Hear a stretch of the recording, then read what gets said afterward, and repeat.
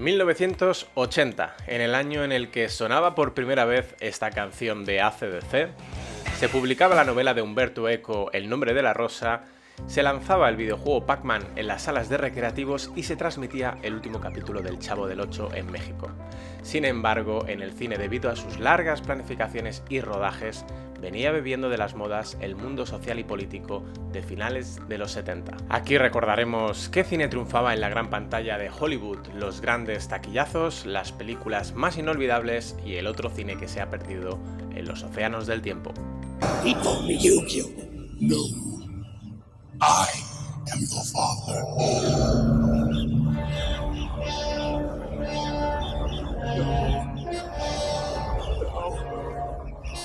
It's not true.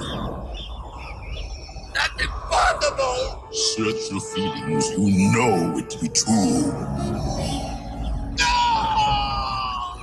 Esta es probablemente la escena que catapultó a Star Wars en la saga más prolífica y taquillera de la historia del cine moderno. El Imperio Contraataca atrajo a una legión de fans que esperaba desde hacía 3 años a que se estrenara el 21 de mayo de 1980 con mucho nerviosismo y con las expectativas muy altas. La que hoy en día es considerada la mejor película de la saga, incluso por encima de su predecesora. El universo creado por George Lucas se expandía y nos permitía conocer nuevos personajes, nuevos mundos y nuevas aventuras. Pero la mayoría de las películas que triunfaría en la taquilla americana y mundial no serían tan espectaculares ni futuristas. De hecho, la comedia fue el género que más impuso aquel año. The Blues Brothers fue uno de los bombazos en la taquilla en todo el mundo, dirigida por John Landis. Ofrecía también un espectáculo, pero no de efectos especiales ni rayos láser, sino de música y despliegue de coreografías. Grandes persecuciones y mucha música, con invitados especiales de la talla de James Brown, Aretha Franklin, John Lee Hooker o el mismísimo Ray Charles. Y por esa misma razón muchos cines rechazaron proyectarla, ya que decían era una película de negros y no queremos negros en nuestros barrios. Sin embargo, acabó siendo una de las películas más taquilleras de aquel año. Otra comedia que arrasó en la taquilla, incluso por encima de The Blues Brothers, fue la de Sidney Poitier, Locos de Remate, con el dúo cómico más famoso del momento comprendido por Gene Wilder y Richard Pryor, que dispone de varios momentos desternillantes. ¿Quién podría resistirse en aquel entonces a ver la última película de estos dos grandes de la comedia? La cinta trata de dos hombres que pierden su trabajo y se disponen a correr la aventura de desplazarse desde Nueva York a Los Ángeles para hacer fortuna. Sin embargo, la jugada les sale mal y acaban metidos por error en la cárcel. Tiene momentos verdaderamente desternillantes. Hubo otra comedia en que incluso superó en la taquilla a esta Locos de Remate, colocándose en la segunda posición del ranking de la taquilla americana. Fue la de Cómo eliminar a su jefe, con Jane Fonda, Dolly Parton y Lily Tomlin, 3 mujeres que, hartas de su jefe, un tipo grosero, machista y sobón, deciden hacer algo al respecto. Al principio solo tienen unas cuantas fantasías, pero el vaso de la tolerancia se colma y acaban tomando medidas. La verdad es que funciona bastante bien como comedia de enredo. Pero la comedia más famosa de entre las más taquilleras de aquel año y que perduró más en el tiempo fue sin duda Aterriza como puedas, considerada un film de culto y uno de los mayores exponentes de la comedia absurda junto con películas de los mismísimos Monty Python. Esta comedia nos presenta al personaje interpretado por Robert Hays, un expiloto de combate que toma un vuelo con destino a Chicago para recuperar a su novia, que es azafata, y que deberá hacerse cargo del avión cuando los pilotos se ven indispuestos, aunque también es importante controlar a una serie de peculiares individuos pasajeros del mismo vuelo con la ayuda de la guapísima Julie Haggerty y la azafata, y Leslie Nielsen, quien protagoniza alguna de las escenas más desternillantes del film.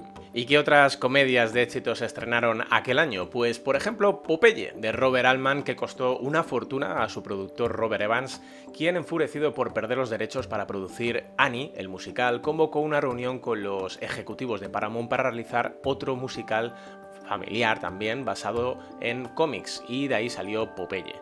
Es el gran debut cinematográfico de Robin Williams, quien ya había acumulado cierta fama en la serie Mork and Mindy. El decorado de la película, rodado en la isla mediterránea de Malta, sirvió posteriormente como atracción turística que hoy día se puede visitar. Lo cierto es que la cinta ha envejecido bastante mal, por lo que no descarto que anuncien próximamente algún remake, visto los resultados en taquilla. Recaudó cerca de 50 millones de dólares. La recluta Benjamin, de Howard Zieff, fue uno de los mayores éxitos comerciales de la Warner Brothers, colocándose en la sexta posición de la taquilla americana aquel año. La película se centra en el personaje que interpreta la famosísima por entonces Goldie Hawn, una chica pija de ciudad que pierde a su marido en la misma noche de bodas mientras hacen el amor. Aunque tiene la vida por delante y muchas oportunidades de hacer lo que le plazca, decide alistarse en el ejército, ya que se lo venden como unas bonitas vacaciones, y aunque podría dejarlo cuando quiera, intenta adaptarse como puede. Yo no le discuto a nadie que la cinta tiene un toque divertido y en gran parte es bastante entretenida, pero de ahí a obtener 3 nominaciones a los Oscars, incluyendo las actuaciones de la propia Goldie Hawn y Aileen Brennan, que es la que hace de capitana, es tan inentendible como la nominación al mejor guión original. Pero bueno, ahí quedó para la posteridad. La Gran Pelea es una secuela de Duro de Pelar, estrenada 2 años antes, protagonizada por Clint Eastwood y un orangután que ganó en una pelea, ya que es un hombre que, además de su trabajo habitual como transportista, se saca unos extras combatiendo en peleas clandestinas. Ver la original, Duro de Matar, ayuda para con algunos personajes secundarios que salen en esta, como el de la cantante de country, que uno no sabe muy bien de dónde sale su historia, que por cierto la actriz que la interpreta, Sondra Locke, ha sido la esposa de Eastwood desde el 67 hasta su fallecimiento en 2018, casi 50 años. Si te gustó la primera, te gustará esta. Una comedia de acción ligera para pasar el rato con el tito Clint Eastwood repartiendo hostias como panes. Eso sí, el inicio de esta secuela muestra gratuitamente una pelea de animales cruel y salvaje que se podrían haber evitado con un buen juego de montaje. Salvo eso, todo bien con el orangután, pero un servidor prefiere que no se usen animales en películas si puede evitarse. Bronco Billy volvía a reunir al trío protagonista de La Gran Pelea, y el mismo año Clint Eastwood, Sondra Locke y Geoffrey Lewis en otra comedia sobre un circo ambulante que tiene como estrella principal a Bronco Billy, el pistolero más rápido de todo el oeste. Apenas ganan para vivir, pero se las apañan para dar un nuevo espectáculo cada semana en una localidad distinta. Un día Bronco Billy se encuentra con una joven desesperada que ha sido recientemente abandonada por su marido después de cobrar una gran herencia de su familia, pero está sola en medio de ninguna parte y se unirá a la banda de camino a su destino. Una comedia de enredos para pasar el rato, aunque no fue uno de los super éxitos del año, sí fue bastante rentable, ya que consiguió recaudar casi 4 veces más de lo presupuestado. Vuelven Los Caraduras, es otra secuela del gran éxito de taquilla, que en este caso fue Los Caraduras, de Hal Needham, que consiguió recaudar nada menos que 120 millones de dólares solo en Estados Unidos, y aunque esta secuela solo consiguió recaudar la mitad que su predecesora, se hizo un hueco en el top 10 de las películas más taquilleras de este año. Y aquí continúa con su pareja protagonista de gran éxito, Burt Reynolds y Sally Field, que por entonces eran pareja, dos comedias de acción plagadas de carreras automovilísticas y muy entretenidas. Uno de los datos más interesantes de estas dos películas es que están dirigidas por Hal Needham, quien antes de realizar su primera película era el especialista y doble de Burt Reynolds, dúo en el que se inspiró Quentin Tarantino para su Érase una vez en Hollywood. Continuando con las comedias con automóviles de por medio, tenemos a Frenos Rotos, Coches Locos, Used Cars, protagonizada por un jovencito Kurt Russell que interpreta a un vendedor de coches usados que quiere labrarse una carrera política, pero que necesita mucho dinero para comprar su candidatura. Por lo pronto se las apaña atrayendo de cualquier forma a clientes, incluso robándoselos a la competencia. Los dueños de los concesionarios son hermanos que se llevan a matar, y el jefe de Kurt Russell, un buen hombre que tiene problemas de corazón y que solo anhela saber sobre su hija, le quiere dejar el dinero a Russell para que se haga político. Sin embargo, su malvado hermano planea darle un susto de muerte para quedarse con la herencia de la competencia. Pero el listo de Russell también tiene unas en la manga. La película en general es bastante divertida, tiene momentos como el del anuncio de televisión donde sale una chica haciendo topless, que es tronchante. Verla hoy día puede defraudar si sabes que el director es Robert Zemeckis, pero este no triunfó hasta años más tarde con Tras el corazón verde, con Michael Douglas o Regreso al futuro en el año 85. El Club de los Chalados fue el debut cinematográfico de su director Harold Ramis, quien seguiría triunfando en la taquilla americana con títulos como Las vacaciones de una chiflada familia americana, Atrapado en el tiempo o Una terapia peligrosa. El Club de los Chiflados contaba con estrellas de la comedia que en realidad por entonces comenzaban sus carreras profesionales, tales como Chevy Chase, Rodney Dangerfield, con casi 60 años, y un pequeño papel improvisado por Bill Murray. Trata sobre un joven adolescente que trabaja como ayudante en un club de golf y le acaban enredando para que participe en una apuesta entre dos personajes, el cual más chiflado. La película no tiene ni pies ni cabeza, se cuenta que olvidaron el guión y se improvisaban las escenas y los diálogos sobre la marcha. Esto no le hizo mucha gracia a Douglas Kenney, uno de los guionistas que lamentablemente se quitó la vida. Se tiró de un acantilado mientras sufría una gran depresión durante la postproducción del film, ya que su historia original había sido masacrada en la sala de edición. Probablemente, de haber asistido al rodaje, se hubiera suicidado antes. Donde sí tuvo un papel protagonista Bill Murray este año fue para la película Where the Buffalo Roam, un biopic inspirado en hechos reales sobre el periodista Hunter S. Thompson, quien ejercía el periodismo gonzo y que él mismo había inventado. Drogas y alcohol en su ruta salvaje de aventuras, donde le acompaña un personaje muy peculiar llamado Lazlo, abogado y tan loco como su amigo. Incluso se infiltran como miembros de una campaña presidencial engañando al mismísimo Nixon. Una comedia tan absurda y loca como la versión que protagonizaron Johnny Depp y Benicio del Toro en Miedo y Asco en Las Vegas en el 98. Bill Murray parece que pasó un tiempo con el verdadero Hunter S. Thompson, bebiendo y divirtiéndose en el rancho de este, y cuentan que Thompson ató a Murray a una silla y le tiró a la piscina. Suerte que lo rescató antes de que se ahogara.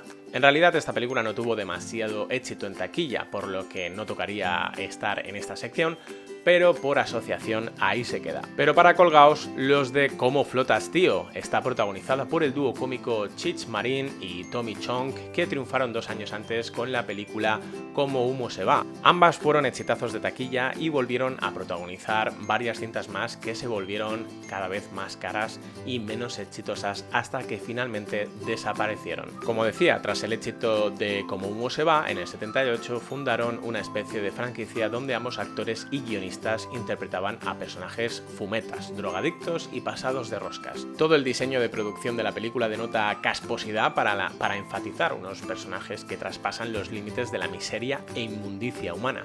Al lado de esta, 2 colgados muy fumados se quedan en una película infantil. De hecho, se le va tanto la olla a la película que al final los personajes se acaban topando con extraterrestres que les roban las plantas de María.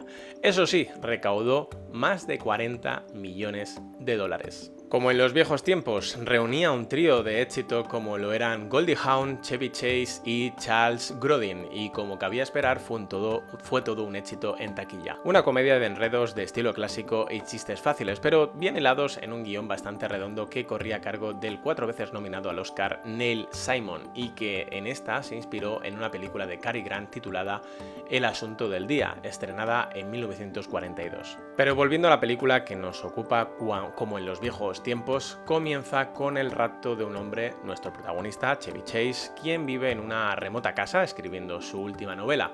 A punta de pistola le obligan a robar un banco y su foto acaba en las manos del nuevo fiscal del distrito, que no es otro que Charles Grodin, el actual esposo de la mujer que llevará el caso, Goldie Hawn. Y para rematar la jugada, Chevy Chase fue el primer marido de Hawn y acude a su ex para que le esconda en su casa. La comedia está servida.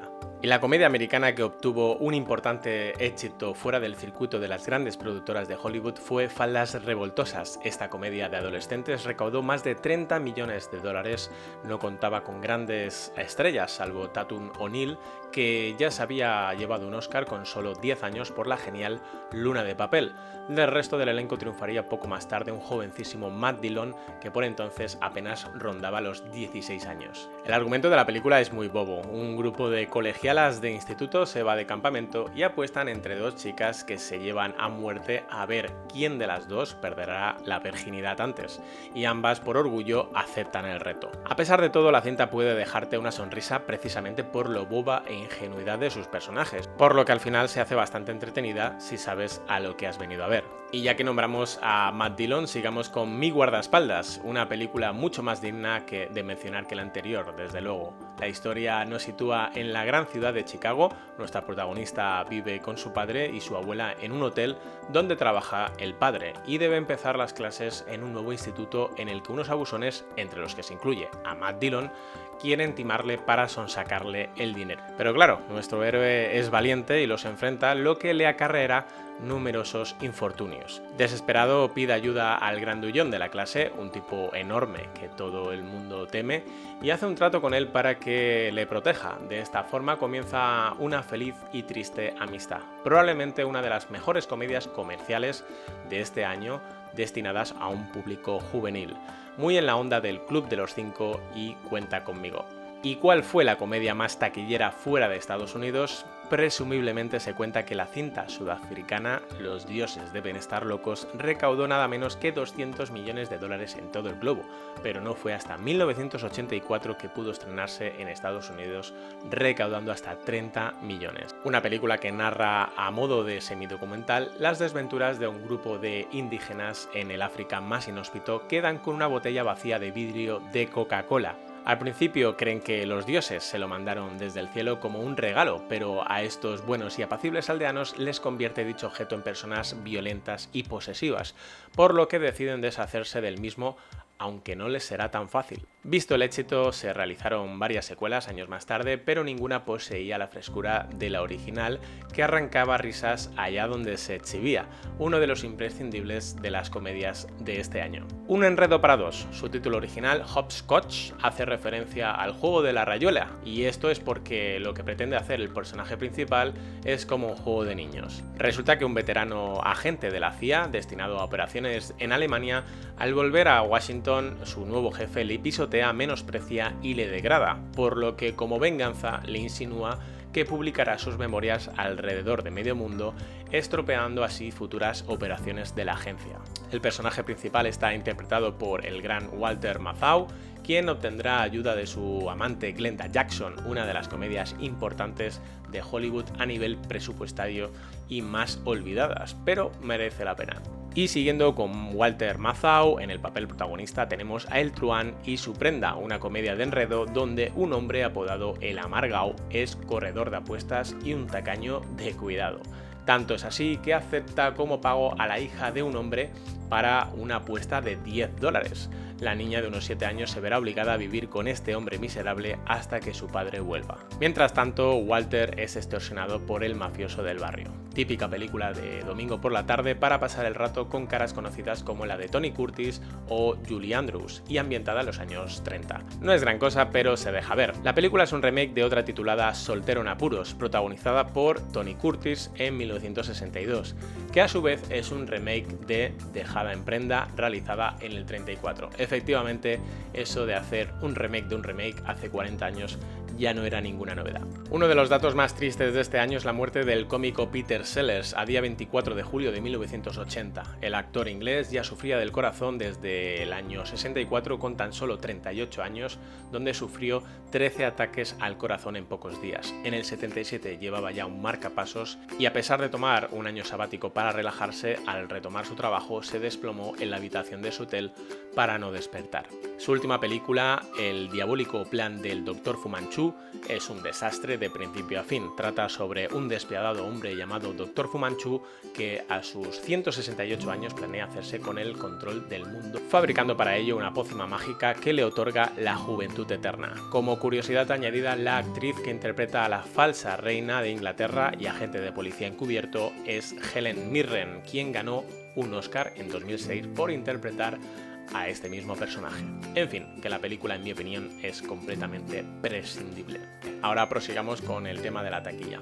¿Cuál es la gran ausente en la taquilla de 1980? Superman 2, aun siendo la película más cara de ese año, costó 54 millones. No aparece en los datos de ningún listado de taquilla de ese año, ya que finalmente su estreno en Estados Unidos se retrasó hasta junio del año siguiente, pero sí habiéndose estrenado en 1980 por razones de agenda en medio mundo. De hecho, se estrenó antes en España que en Estados Unidos. Una película que pasó por numerosas dificultades en su producción, incluyendo la del despido del director original del film, Richard Donner, quien ya tenía rodada media película, pero que no se pudo llevar a cabo debido a interferencias con los productores y las demandas de Marlon Brando por derechos de autor. Sin embargo, en 2005, Donner consiguió lanzar en formato físico una edición de su montaje, todas las escenas eliminadas y su idea original de la película que no pudo llevar a cabo en su momento. De hecho, el tráiler que estáis viendo está hecho a partir de ese montaje.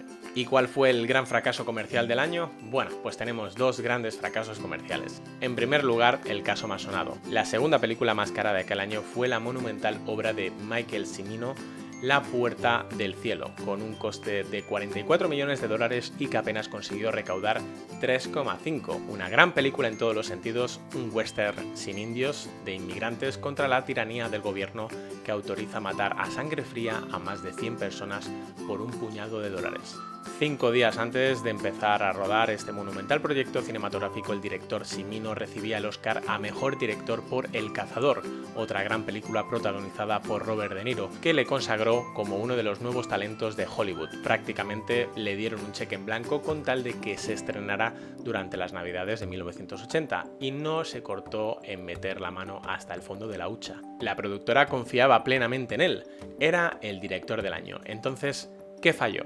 Pues que para empezar no consiguió las grandes estrellas de cine que en un principio deseaba el director para su elenco, como John Wayne o Henry Fonda. El elenco que conocemos con nombres que os sonarán, tales como Kris Kristofferson, Christopher Walken, Isabelle Huppert, John Hurt o incluso Mickey Rourke, todavía no tenían el peso que más tarde obtuvieron. Para cuando terminó el rodaje, Cimino trajo más material y horas de celuloide que Francis Ford Coppola en Apocalypse Now. Imaginaos. Una auténtica locura que presentó a los productores de más de 5 horas. Evidentemente, Cimino tuvo que ceder a recortar el metraje, que finalmente sumaría 219 minutos, muy superior a lo acordado. Y tras el estruendo fracaso y la mala prensa, Cimino pidió que retiraran la película de las salas de cine para finalmente estrenarla en abril del año 81, con una duración mucho más comercial de 149 minutos, y que volvió a ser un fracaso en Estados Unidos y que apenas entusiasmó en Europa, a pesar de tener a favor a la crítica francesa. En 2012 se restauró para Blu-ray una edición especial con el montaje del director con una duración final de 217 minutos, una obra que considero de imprescindible visionado, así que si os interesa la temática y este tipo de películas, darle vosotros la oportunidad que no le dieron entonces. El segundo mayor batacazo en las taquillas fue a parar a la película histórica El León del Desierto, protagonizada por Anthony Quinn y Oliver Reed, sobre la ocupación italiana en Libia antes de la Primera Guerra Mundial y la guerrilla de beduinos liderada por Omar Mukhtar. Con un coste de 35 millones apenas recaudó 1 en todo el mundo, impidiendo al director dirigir otros proyectos monumentales y tan fascinantes como este. Se emitió en la televisión italiana por vez primera durante la visita de Gaddafi en 2009, de quien se dice que financió la película. En mi caso la encontré fascinante, ya que desconocía completamente este conflicto y lo de la ocupación italiana en Libia. Ya veis, soy todo un ignorante. En mi humilde opinión, este es otro de los grandes imprescindibles de 1980. Ahora sí, dejamos a un lado la taquilla por el momento y pasemos a las estatuillas de Hollywood. 5 películas fueron nominadas para la ceremonia número 53 de los premios Oscars, en una gala que pasaría a la historia por un violento incidente. El presidente de los Estados Unidos de América recibió 6 disparos por parte de un tipo obsesionado con Jodie Foster por su papel en Taxi Driver, y una bala llegó a perforar el pulmón izquierdo gobierno de Ronald Reagan. De inmediato se suspendieron los premios, pero al ser operado con éxito, este llamó pidiendo que continuaran con la ceremonia que se celebró al día siguiente, durante la cual envió un videomensaje, que en realidad ya lo tenía grabado, diciendo lo siguiente. Good evening to my fellow Americans eagerly awaiting the presentation of the 53rd Annual Academy Awards. It's surely no state secret that Nancy and I share your interest in the results of this year's balloting. We're not alone. The miracle of American technology links us with millions of moviegoers around the world. It's the motion picture that shows us all not only how we look and sound, but more important, how we feel. When it achieves its most noble intent, film reveals that people everywhere share common dreams and emotions. Tonight, I applaud all who create, make, distribute, exhibit, and attend movies. I salute the Academy for the influence its work has on the world's most enduring art form. Film is forever. I've been trapped in some film forever myself. And as a former member of the Academy, I ask you now to join Nancy and me in enjoying this year's ceremonies. De las nominadas a Mejor Película, descartamos del listado a la magnífica Tess, de Roman Polanski, que en realidad es un film de 1979 y que se estrenó en Estados Unidos el año siguiente. Pero aún nos quedan 4 maravillosas películas que comentar, entre las que se encuentran 2 de las mejores no solo de aquel año, sino de probablemente toda la década. Toro Salvaje de Martin Scorsese es una de ellas, con un Robert De Niro enorme en todos los sentidos. Ganó el récord por entonces de ser el actor que más peso había ganado para realizar un papel, 33 kilos. Se pasó 4 meses en Europa pegándose atracones en restaurantes, así cualquiera. Además, para esta cinta de boxeo, al actor se le daba tan bien llevar los guantes que incluso compitió en combates reales. Todo ese esfuerzo le hizo alzarse con la estatuilla dorada a Mejor Actor Principal. La película es un drama biográfico sobre el boxeador Jake LaMotta, el cual inspiró a De Niro para su papel y lo convirtió en su discípulo. Scorsese no quería realizar una película de boxeo por aquel entonces, ya que decía que estaban muy vistas y que no había nada nuevo que contar. Pero la insistencia de De Niro fue tal que acabó aceptando entrar en el proyecto. De Niro invitó al verdadero Jake LaMotta y a su exmujer Vicky al estreno, y cuando este la vio, se giró hacia su ex y le preguntó: ¿de verdad yo era así?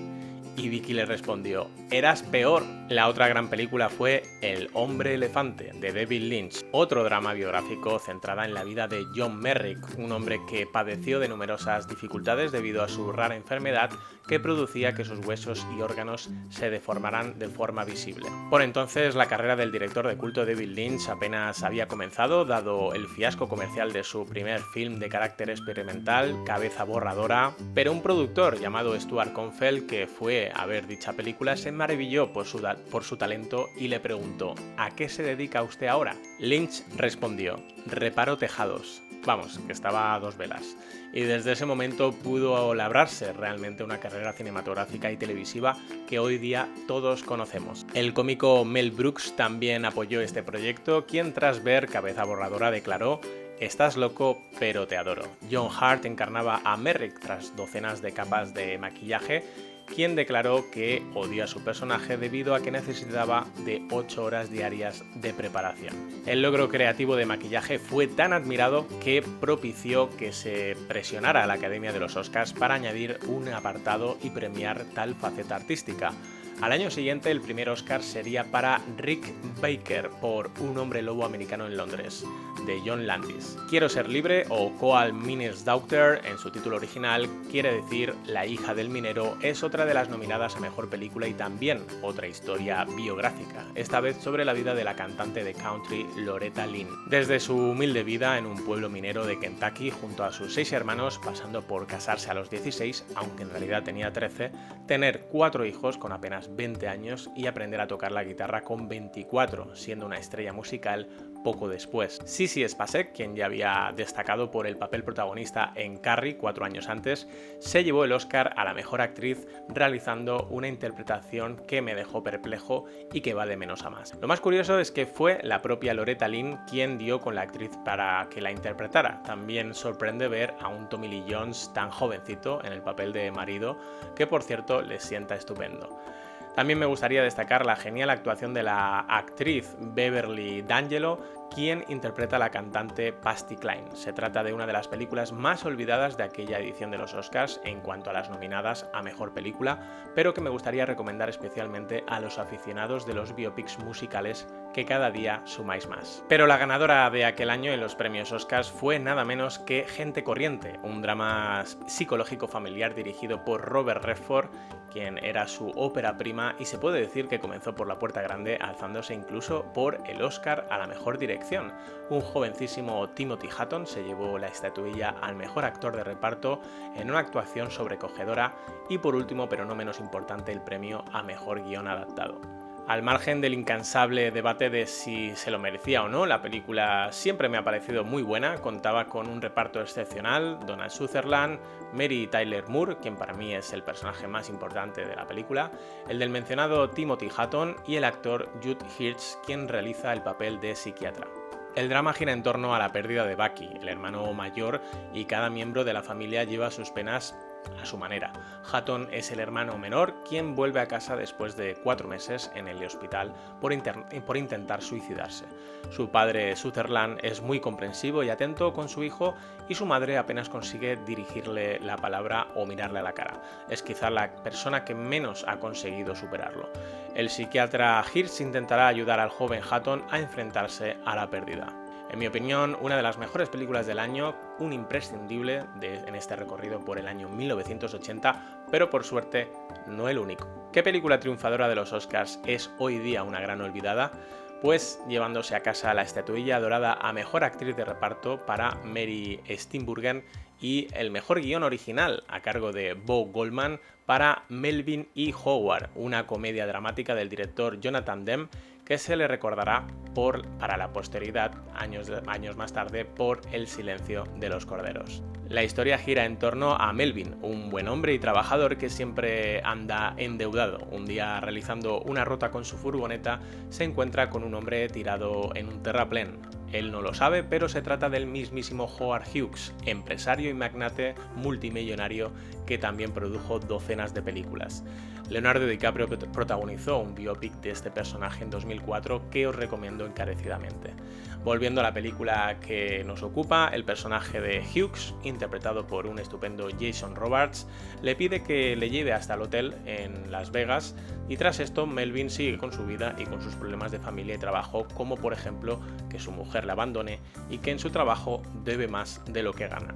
Bo Goldman, el guionista, ya venía de ganarse un Oscar por la obra maestra Alguien voló sobre el nido del cuco, así que no es de extrañar que Melvin y Howard obtuviera el premio a la mejor película del año para con la Sociedad de Críticos de Estados Unidos y se convirtiera en una cinta muy admirada por guionistas y directores. Terminemos el tema de los Oscars con mi sección preferida, la película que se llevó la estatuilla en la sección de mejor película de habla no inglesa fue para la soviética Moscú no cree en las lágrimas, de Vladimir Menshov. Para mí ha sido todo un descubrimiento porque no la conocía en absoluto y además le debo un buen repaso a la filmografía soviética en general. Las pocas que he visto me suelen dejar con la boca abierta. La película nos transporta hasta la gran ciudad de Moscú en los años 50, donde 3 mujeres han llegado con la intención de buscar trabajo y casarse, pero no les será tarea fácil y veremos la evolución de cada uno de estos personajes a lo largo del tiempo. Un alegato al amor y a la amistad. Una dulce historia con dulces personajes y conmovedor final, sin tocar temas políticos, ni nacionalistas, ni mensajes aleccionadores, solo eso, una historia sencilla pero emocionante y muy bien contada. Kagemusha, la sombra del guerrero, estrenada el 23 de abril de 1980 en Japón, es una película del maestro Akira Kurosawa, presentada por George Lucas y Francis Ford Coppola, que nos sitúa en el Japón feudal del siglo XVI, donde un ladrón es elegido para sustituir a un poderoso señor de la guerra que acaba de morir. ¿Y cómo es eso? Pues la película trata de Kagemusha, la sombra del guerrero, aquel que se puede hacer pasar por el verdadero general que pretende tomar el control de Kioto. Nuestro protagonista, un vulgar ladrón, estaba condenado a muerte, pero el hermano del general, asombrado por el gran parecido físico entre ambos, decide usarlo a su favor. Durante la gran batalla, el general es herido de muerte, pero deja instrucciones para guardar el secreto durante 3 años, tiempo en el que su Kagemusha irá día a día interpretando mejor su papel de conquistador. La película es fascinante por muchos motivos, desde la grandiosa interpretación del siempre fenomenal actor Tatsuya Nakadai, pasando por cada uno de los aspectos técnicos: fotografía, puesta en escena, vestuario, ambientación, sonido, música, montaje. Todo es en una épica película digna de encontrarse entre las más grandes del director, que no es decir poco. La española El Nido fue también otra de las nominadas en esta categoría. Es una película escrita y dirigida por Jaime Armiñán y protagonizada por un Héctor Alterio pletórico, en una historia que nos sitúa en un pueblo de la España profunda, en el que nuestro personaje principal es director de orquesta, viudo, ateo y solitario con un solo amigo en la vida, el párroco del pueblo. Se enamora de una niña de 13 años cuyo padre, para colmo, es guardia civil. Está considerada por muchos como una de las mejores cintas del cine español del siglo pasado, y esto es porque cuenta no solo con grandes interpretaciones, sino con personajes y diálogos fascinantes, como los que tiene lugar con el párroco lanzándose flechas irónicas con una naturalidad pasmosa. Dicho personaje lo interpreta el actor que también es de origen argentino, Luis Politi, que falleció ese mismo año en Madrid. Sin duda, una película con muchas intenciones, como la de jugar con tus emociones constantemente, ponerte nervioso, hacerte dudar y prejuzgar, pero que si te dejas llevar se convierte en una gratísima experiencia. También la francesa El último metro estuvo nominada, una de las últimas películas dirigida por François Truffaut y estrenada en Francia el 17 de septiembre de 1980, el que fue uno de los iniciadores del movimiento llamado Nouvelle Vague. Llama la atención en el reparto disponer del gran Gerard Depardieu en uno de los papeles principales y la aún más grande y bella actriz Catherine Deneuve. El resto del reparto también es de lujo y todos están geniales. En la Francia ocupada por los nazis durante la Segunda Guerra Mundial, los teatros intentan seguir sus funciones como pueden. La nueva obra de un director famoso que huyó por su condición de judío debe representarse y servirá para alimentar a numerosos actores y técnicos que viven de ello. Lo que nadie sabe es que el director en realidad no huyó y que sigue en el teatro escondido dando instrucciones a través de su esposa. Lo cierto es que su premisa y entorno coyuntural ya resulta interesante, pero no os engañéis, pese a su estética de farándula y cine noir con nazis de por medio, ya que no se trata de una película de espías. Nos habla de la resistencia, de la opresión, del racismo e incluso de la discriminación sexual, pero por encima de todo se trata de un homenaje al teatro. La cinta también se llevó 10 premios César, algo así como los Oscars franceses, incluyendo a Mejor Película. Y para terminar con las nominadas en esta sección tendríamos a la húngara Confianza, Bizalom, una película de István Szabó. Igual que la anterior, regresamos a otro país ocupado por la invasión nazi de la Segunda Guerra Mundial, pero en este caso en Hungría, donde una mujer casada es separada de su esposo y su hija para ocultarla de los nazis. Le hacen pasar por la esposa de otro hombre que también fue separado de su mujer y su hijo. Deben vivir juntos en una habitación que les alquila unas personas mayores a los que no deben dar ningún detalle de sus vidas para que no sospechen. Sin embargo, ella es un manojo de nervios, siempre está asustada, llorando, nerviosa y es también muy inocente. Él, sin embargo, es justo lo contrario, muy cauto, serio, desconfiado y no muestra sus emociones, aunque realmente por dentro también teme por su vida y está asustado, por supuesto. Por ello hará todo lo posible para que su falsa esposa no cometa errores que puedan delatarles.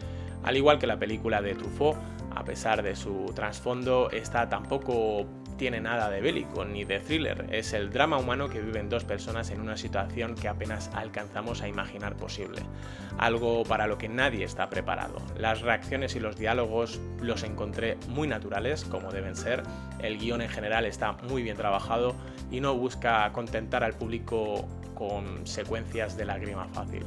¿Y cuáles fueron las películas ganadoras de los grandes festivales? Cannes celebraba su 33ª edición en el mes de mayo de 1980 y Kirk Douglas presidía el jurado en la competición principal y la Palma de Oro se la llevaba el mismísimo Akira Kurosawa por Kagemusha, que ya la habíamos comentado antes, compartiendo premio con All That Jazz, que en realidad se estrenó en Estados Unidos en diciembre de 1979, así que nos la saltamos. Sin embargo, el gran premio del jurado de Cannes fue a parar a Mi tío de América, del francés Alain Resnais, quien fue una de las figuras principales de la conocida Nouvelle Vague y que contaba con la colaboración en el guión de Jean Gruault, obteniendo una de las nominaciones a los premios Oscars a Mejor Guión Original.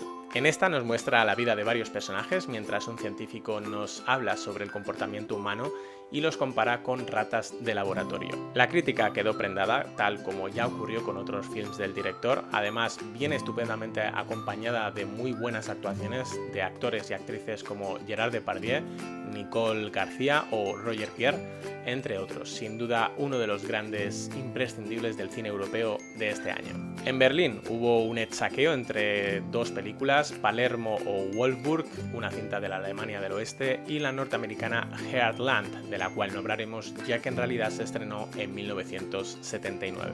Y en cuanto a Palermo o Wolfsburg, decir que es una película destinada a un público muy pequeño e interesado en la denuncia social y laboral. En este caso nos presenta la vida de Nicola, un joven italiano que vive en un pequeño pueblo y que marcha a Europa en busca de trabajo, una vida mejor y mandar dinero a su familia. Pero al llegar a Wolfsburg, donde se encuentra la fábrica de Volkswagen, todo va de mal en peor. No consigue adaptarse a una sociedad alemana fría y poco comunicativa a la que solo le importa el trabajo y se enamora de una chica que lo utiliza para poner celoso a su exnovio. El problema que tiene, en mi opinión, es que demora mucho en finalizar cada secuencia, una película de hasta casi 3 horas de duración, probablemente sintetizándola en 2 horas le hubiera sido más que suficiente. En el Festival de Venecia también hubo un saqueo compartiendo el León de Oro a Mejor Película la canadiense Atlantic City de Louis Malle y la norteamericana Gloria de John Cassavetes.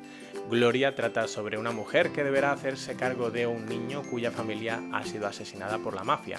El niño destaca por una serie de frases épicas que va soltando ni sin ton ni son, tales como "te quiero hasta morir" o "eres un encanto pero no eres para mí". La mayor gloria de esta cinta es la actuación de la actriz Gina Rowlands, quien estuvo casada desde bien jovencita con el director de esta película.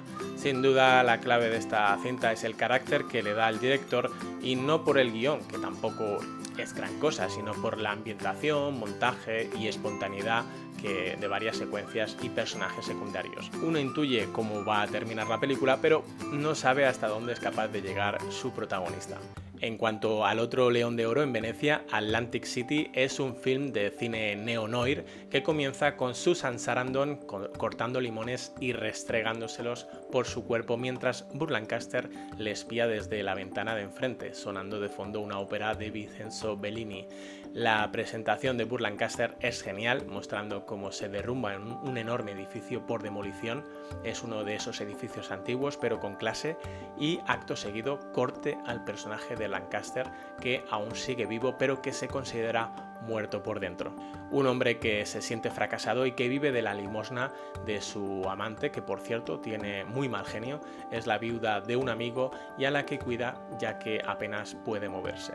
Pero su suerte cambia cuando llega una pareja que dice ser el marido y la hermana de Sarandon, que llega embarazada. Ya os podéis imaginar la situación. Pero lo mejor es que la película, que está dirigida en un tono bastante serio en general, tiene secuencias de contraste que me hicieron soltar unas cuantas carcajadas. El caso es que bebe del mejor cine noir clásico, pero con una mirada distinta, una mirada del gran Louis Malle. Y ahora es mi turno de agradeceros por haber llegado hasta este punto del vídeo, o bien sois muy cinéfilos, muy curiosos, o estáis esperando a que hable de alguna de vuestras películas preferidas de este año que aún no he mencionado. Y claro, es que aún no he nombrado a una de las mejores y más famosas películas de este año. Sí, no me olvido de Kubrick, El Resplandor. Es una auténtica maravilla para el género de terror y faltaría más que no la nombrase en este vídeo, pero es que en realidad ya la ha visto todo el mundo, yo creo. Es que es genial, una película que vale la pena revisionarla cada pocos años, pero pasemos a otros títulos, ¿no? Venga, vale, os cuento un par de curiosidades y pasamos a otra cosa. Bueno, pues ya sabéis que Kubrick era un obseso de la perfección y que en ocasiones rodaba escenas decenas de veces hasta que salía a su gusto, pero la actriz Shelley Duvall dijo que la escena en la que Jack Nicholson grita "aquí está Johnny" tomó hasta 3 días en ser rodada y se usaron al menos 60 puertas. Por lo visto, Nicholson trabajó de bombero voluntario y destrozaba las puertas de atrecho con mucha facilidad, por lo que que Kubrick mandó a que trajeran puertas de verdad. Shelley Duvall es con quien más se ensañó Kubrick. La actriz sufrió agotamiento nervioso, enfermedades físicas y pérdida de cabello. Su papel necesitaba que estuviera en un estado de constante histeria y dijo que una vez que se le acabaron las lágrimas de tanto llorar, siempre llevaba una botella de agua para mantenerse hidratada. Kubrick dijo de ella delante del equipo de rodaje que le estaba haciendo perder el tiempo a todos. Probablemente la estuviera presionando al límite para sacar lo mejor de ella. A pesar de ello, durante las entrevistas tras el estreno habló muy bien de la actriz y se mostró impresionado por el resultado final.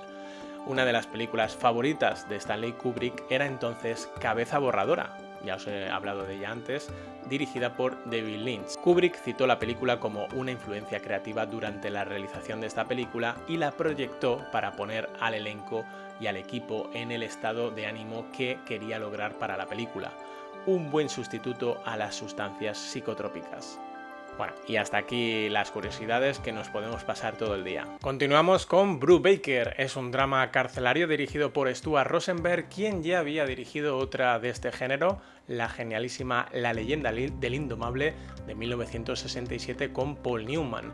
En Brubaker destaca por la brutalidad, a modo de denuncia, de las cárceles estadounidenses y sus pésimas condiciones infrahumanas, por lo que el tema debió interesarle a Robert Redford, protagonista de esta cinta y quien recientemente inauguraba el famoso Festival de Cine Independiente de Sundance. La película comienza con el personaje de Redford, quien llega a una cárcel como presidiario y es testigo de la brutalidad de los carceleros y de un sistema corrupto por parte de la dirección. Pero enseguida se destapa todo y se presenta como el nuevo alcaide de la prisión, exigiendo el cese inmediato de todo aquello. Pero no será tarea fácil, ya que había demasiada gente implicada en aquellos asuntos e intereses económicos. Algunas curiosidades de esta cinta son, por ejemplo, que Morgan Freeman hace una pequeña pero intensa aparición como presidiario. Por entonces ya superaba la cuarentena de edad y apenas había cosechado algunos papeles que le dieran fama. La película se basa en una historia real del director de prisiones Tom Merton, quien conmocionó al mundo político de Arkansas al destapar los escandalosos abusos y asesinatos que sucedieron en una prisión de dicho estado. Incluso estuvo nominada en los Oscars a Mejor Guión Adaptado por el libro en el que se basa dicha historia real. Línea no regular es un film yugoslavo de escaso presupuesto rodado en menos de un mes y ambientado en la Segunda Guerra Mundial. Nos muestra a un grupo de singulares personajes que toman un autobús que debe sortear obstáculos y cuyo propietario hace y manda como le viene en gana. La cinta está plagada de simbología y subtexto en las imágenes que sugieren constantes metáforas y analogías. Por ejemplo, en algunas escenas de la película se ve a una anciana completamente vestida de negro y sentada en el asiento trasero del autobús. Nadie le habla nunca, no juega ningún papel en la trama y no aparece en los créditos finales. El guionista de la película dijo que la anciana de negro representa una parte de Serbia que está completamente aislada. Es una analogía de los ancianos que sus familias dejaron en algunos pueblos atrasados. Allí viven día a día aceptando su destino con poca preocupación por los acontecimientos del mundo y han creado su propia paradoja de memoria, hábitos y melancolía. Triste pero enternecedora. El crimen de Cuenca, de Pilar Miró, estrenada el 1 de febrero de 1980. ¿Y dónde? Pues en España no, sino que se presentaba en el Festival de Berlín. A pesar de ser española, aquí no la vimos hasta un año y medio después debido a no poder conseguir licencia de exhibición, ya que algunas escenas constituían delito de injurias contra la Guardia Civil y la propia Pilar Miró sufrió procesamiento militar.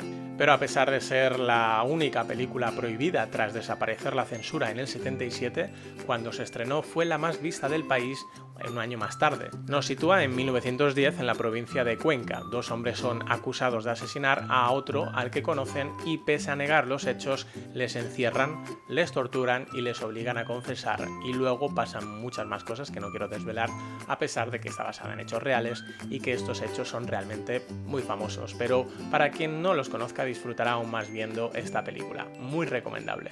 El largo Viernes Santo es un sorprendente thriller inglés donde el capo de una organización criminal tiene planes para dominar la capital londinense y hacerse de oro gracias a la compraventa de terrenos a unos americanos que han venido expresamente para este negocio. Sin embargo, la muerte de varios de sus hombres y varias explosiones en sus propiedades agitan a los inversores americanos, que les dan 24 horas para resolver sus problemas. La película va de menos a más, donde destacan especialmente las actuaciones de los protagonistas Bob Hoskins y Helen Mirren, de quienes se nota lo involucrados que están con sus personajes. De hecho, Helen Mirren hizo algunos cambios en el guión para dar más importancia a su personaje, que originalmente estaba más estereotipado, pero también la de varios de los personajes secundarios, como el del gran Eddie Constantine. Y aunque no destaque en absoluto por su interpretación, resulta curioso ver a un jovencísimo Pierce Brosnan en su debut cinematográfico. En el caso de Bob Hoskins, por su implacable actuación, recibió la carta de un gángster londinense felicitándole, ya que además el actor inglés se había codeado con estos individuos para caracterizar mejor su personaje. Sin duda, entre los mejores thrillers del año. Y hacemos un pequeño parón en este punto por otro de los datos tristes de este año, ya que el 29 de abril de 1980 fallecía el maestro del suspense Alfred Hitchcock a los 80 años de edad, uno de los grandes directores de cine de todos los tiempos, con una extensísima filmografía que abarcaba hasta 6 décadas. Por lo que nos viene bien continuar con otro gran thriller. Vestida para matar es una de las películas clave de este año, dirigida por el fascinante director Brian De Palma, autor de Carrie, la cual venía aportándole muchísima fama. Vestida para matar recuerda al más puro estilo Hitchcock, tanto en el sentido erótico como violento, y sus numerosos guiños, como aquella escena en la que el chaval, hijo del protagonista, se pone a mirar con sus prismáticos desde la calle, la ventana indiscreta, o la escena inicial en el ascensor, como el de la ducha de Psicosis. La película da comienzo presentando al personaje principal, Angie Dickinson, una sensual mujer casada que le cuenta sus secretos más inconfesables a su psiquiatra, Michael Caine. Tras una formidable secuencia en un museo en la que persigue a un hombre, se acaban acostando, iniciando su romance en el mismísimo taxi antes de llegar al hotel. A partir de ese momento sucede algo totalmente inesperado que no pienso desvelar. Al final de la escalera, estrenada el 28 de marzo de 1980. He tenido que volver a verla para recordar por qué me gustaba tanto. Es una película canadiense de Peter Medak que trata sobre un hombre que pierde a su esposa e hija en un accidente de tráfico. Luego se traslada a la ciudad de Seattle a dar clases en la universidad, ya que de profesión es compositor musical. Le recomiendan alquilar una vivienda histórica, un enorme edificio que guarda un terrible secreto. En lo que destaca este film es su contundente y medido guión. Nos cuenta una historia de traición, asesinato y pérdida muy bien hilado, que te atrapa en sus intrigas y misterios, con elementos clásicos del terror, con apenas efectos especiales, salvo al final, sin una gota de sangre, todo muy sutil y acertado. Imposible de olvidar esa pelotita de goma cayendo, ni la pequeña y vieja silla de ruedas al final de la escalera. Una de las grandes imprescindibles que ningún aficionado al género debería perderse. Inferno, estrenada el 7 de febrero de 1980 en Italia, es una película de terror del maestro de este género, Dario Argento, que me sorprendió por ese despliegue técnico, la atmósfera, los colores, la iluminación. Todo ello hace que te sobrecojas constantemente. ¿Y de qué va? Pues una mujer recibe un libro en latín que la obsesiona y que le habla sobre las tres madres, que son unas brujas tenebrosas que quieren dominar el mundo. Investigando el tema, parece ser que el sótano del edificio donde vive tiene que ver con todo esto y acaba por despertar o atraer algo que se revelará más adelante. La cinta, ya os digo, que es muy impactante, y aunque los efectos especiales gore de la época hayan envejecido mal, claro, es que ya son 40 años, solo por la atmósfera que consigue merece la pena. Como curiosidad, el director, que sufrió hepatitis, tuvo que ser sustituido parte del rodaje por otro grande del terror italiano llamado Mario Bava, que además se ocupaba de los efectos especiales de esta película. De Mario Bava recomiendo encarecidamente ver Las tres caras del miedo, de 1963, película de episodios, 3 en total. Además, tiene el plus de que aparece el mismísimo Boris Karloff. No digo más. La niebla, de John Carpenter, otro de los grandes cineastas contemporáneos del género, autor anteriormente de Asalto a la comisaría del Distrito 13 en el 76 y la icónica y mundialmente famosa La noche de Halloween en el 78. En el reparto de La niebla encontramos a su protagonista principal, como no, a Jamie Lee Curtis, quien por entonces lo petaba en pelis de terror. Una de las cosas que más recuerdo de esta cinta es la voz de la locutora de radio justo al inicio, interpretado por la actriz Adrienne Barbeau, comentando a sus oyentes que se acerca una niebla a la costa desde el mar. Luego un cura acaba dando con el origen del pueblo y de unos atroces acontecimientos perpetrados por sus fundadores, de quienes se va a celebrar próximamente su centenario. Y ahí queda lista la trama, ya que las verdaderas víctimas vuelven de la muerte con la niebla para vengarse. Y faltaría más, les joden la vida y luego la gente se pone a celebrarlo y sin mascarillas ni nada. Pues claro, al final tienen lo que se merecen. La otra actriz protagonista era la famosa Janet Leigh, que era la madre de Jamie Lee Curtis y quien interpretaba a Marion Crane en Psicosis, convirtiéndose antes que su hija en un icono del cine de terror. En cuanto a la taquilla, considerando su presupuesto de poco más de $1 millón, consiguió recaudar 21 millones solo en Estados Unidos, pero eso sí, se gastaron más de 3 millones en publicidad y en máquinas de niebla artificial en las entradas de varios cines. Un viaje alucinante al fondo de la mente es una de las películas más fascinantes del año, un viaje psicotrópico a la mente humana en la búsqueda de nuestro yo primitivo, un científico de prestigio interpretado por William Hurt, quien debutaba en esta película, cree que hay otros estados de conciencia tan reales como la vida misma. Él mismo se pone a prueba en un tanque de agua realizando experimentos con drogas obtenidas por los indígenas de una remota localización en México. Con cada inmersión en el tanque dará comienzo una transformación física inesperada. Se dice que 26 directores rechazaron este loco proyecto hasta que Ken Russell lo aceptara y nos brindara esta maravilla visual y sensorial que hará volar nuestra imaginación. La vi hace más de una década y he querido volver a verla y el disfrute ha sido, yo creo, mayor que el primer visionado. Por lo visto hubo una situación incómoda durante el rodaje, ya que el guionista y autor de la novela estaba presente en la grabación y no hacía más que objetar los cambios de Russell, incluso intentó echarle del proyecto. Finalmente fue Russell el que consiguió echar al guionista del estudio, sin duda otro de los imprescindibles del año. Y si os quedáis hasta el final del vídeo, os comentaré unas cuantas películas más del género que también me gustaron. Ahora nos vamos hasta Japón. Estamos en el 15 de marzo de 1980 con el estreno de la última película del maestro Yoji Yamada, titulada aquí Llanto de primavera. Yamada es un director más contemporáneo, empezó a dirigir películas cuando sus coetáneos como Ozu o Mizoguchi terminaban ya sus carreras, pero llegó a ser casi tan prolífico como ellos y obtuvo mucha fama por dirigir más de 40 películas de la saga Tora-san, cuyo personaje principal, interpretado por Kiyoshi Atsume, se convirtió en toda una leyenda. Tiene hasta su propia estatua en el barrio donde se grababan los decorados de estas películas. Cuando estuve en Japón tuve la oportunidad de pasarme por dicho barrio y hacerme una foto con la estatua, y además me compré este souvenir tan friki. ¿Ya lo veis? Es un abrebotellas con la forma de la cara del personaje, a mí me parece genial. Y bueno, volviendo a la película que nos ocupa, Llanto de primavera era una de esas películas que rodaba Yamada entre Tora-san 26 y Tora-san 27. Nos cuenta la historia de un hombre que llega a una granja pidiendo trabajo donde viven una mujer y su hijo. Ella le acepta y con el tiempo se va creando una amistad entre ambos. El film avanza de forma muy natural para que, como espectador, acabes aceptando aquel extraño y frío personaje que encarna el siempre estupendo actor Ken Takakura y la actriz principal Chieko Baisho, quien se convirtió en una referente de la saga de Tora-san, ya que interpretaba a la hermana de este, así que ya tenía costumbre de rodar con Yamada. La película, ya os digo, es muy bonita y siempre que puedo la recomiendo. Sigue Unerweisen, que en alemán se traduciría algo así como El sabio nómada. Es una película japonesa dirigida por Seiyun Suzuki y protagonizada por Yoshio Harada, quien interpreta al peculiar profesor de alemán acusado por el asesinato de una mujer en la playa.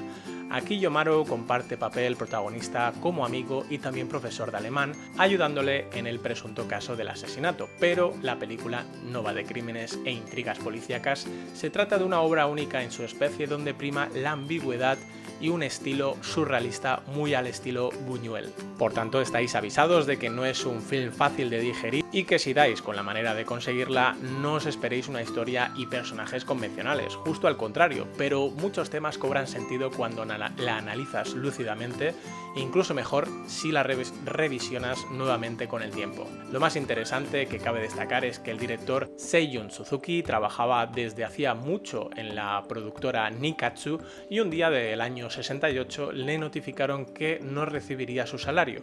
Le dijeron que sus películas eran incomprensibles y que no daban dinero. En realidad la empresa ya se veía al borde de la bancarrota. Suzuki les demandó y después de 3 años consiguió una miserable compensación y aún peor, la negativa del resto de productoras japonesas para que volviese a dirigir, por lo que se pasó más de 10 años sin ejercer hasta que por fin le dieron luz verde para este proyecto. La crítica japonesa la alabó y la prestigiosa revista japonesa de cine Kinema Junpo la colocó en la primera posición de las películas estrenadas en 1980, incluso por delante de Kagemusha de Akira Kurosawa. Todo un honor. Si queréis os dejo un link en la descripción con los tops anuales de esta revista que son muy interesantes. Y terminamos nuestras andanzas niponas de este año con Shogun Assassin, la que es probablemente la película no de terror más sanguinaria y violenta que he visto este año.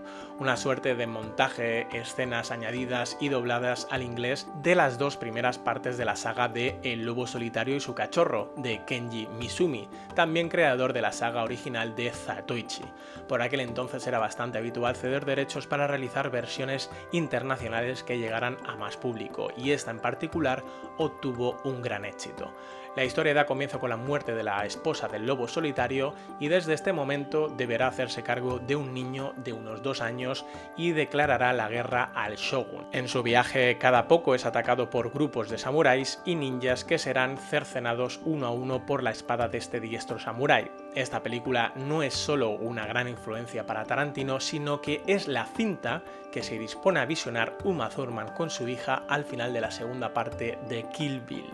Dangerous Encounters of the First Kind de Tsui Hark es una locura imprevisible que solo se podía encontrar por estas fechas en Hong Kong. No hay momento de la película en la que podamos prever con certeza cuál será la siguiente acción de sus personajes, así que si llevas media hora de película y aún no sabes muy bien ni de qué va, no te preocupes, forma parte del encanto de la locura que explota en un final apoteósico. Nos hace seguir a varios pintorescos personajes, entre los que se encuentra una joven a la que le gusta torturar animales, su hermano policía con el que convive y 3 chicos que están aprendiendo a hacer explosivos. La chica les tienta para pegar un golpe y sacar provecho económico con el tema de los explosivos hasta que dan por accidente con un occidental al que roban cheques japoneses por valor de 1.000.000 de yenes cada uno, y de estos los hay a docenas, pero no les será tan fácil cambiarlos por dinero útil y tanto la mafia como la banda de asesinos del occidental irán tras ellos. De haberla dirigido Takeshi Kitano, ya os digo yo que no se hubiera perdido tanto en el tiempo e incluso estaría considerada una película de culto. La Furia de Chicago es la primera película como protagonista de Jackie Chan en Estados Unidos. Nos introduce en los años 30 en una familia china que vive y trabaja en Chicago. El joven Jackie es un superdotado de las artes marciales y cuando ve perjudicado a su padre por la mafia, sale en su defensa. Pero ese no será más que el principio de sus problemas cuando le chantajeen para presentarse en un combate. Clásica presentación de personajes con ofensa a un familiar que además es dueño de un restaurante chino, el tópico de los estereotipos. Pero el bueno de Jackie siempre sabe sacarnos una sonrisa de oreja a oreja con esas acrobacias y peleas tan divertidas. Para ver al bueno de Chan en su salsa y con las mejores coreografías de acción tendremos que trasladarnos a Hong Kong, donde ese mismo año se estrenaba El Chino, dirigida por el propio Jackie Chan. Aquí Jackie interpreta a un huérfano que junto a su hermano fueron recogidos como discípulos de un gran maestro de las artes marciales.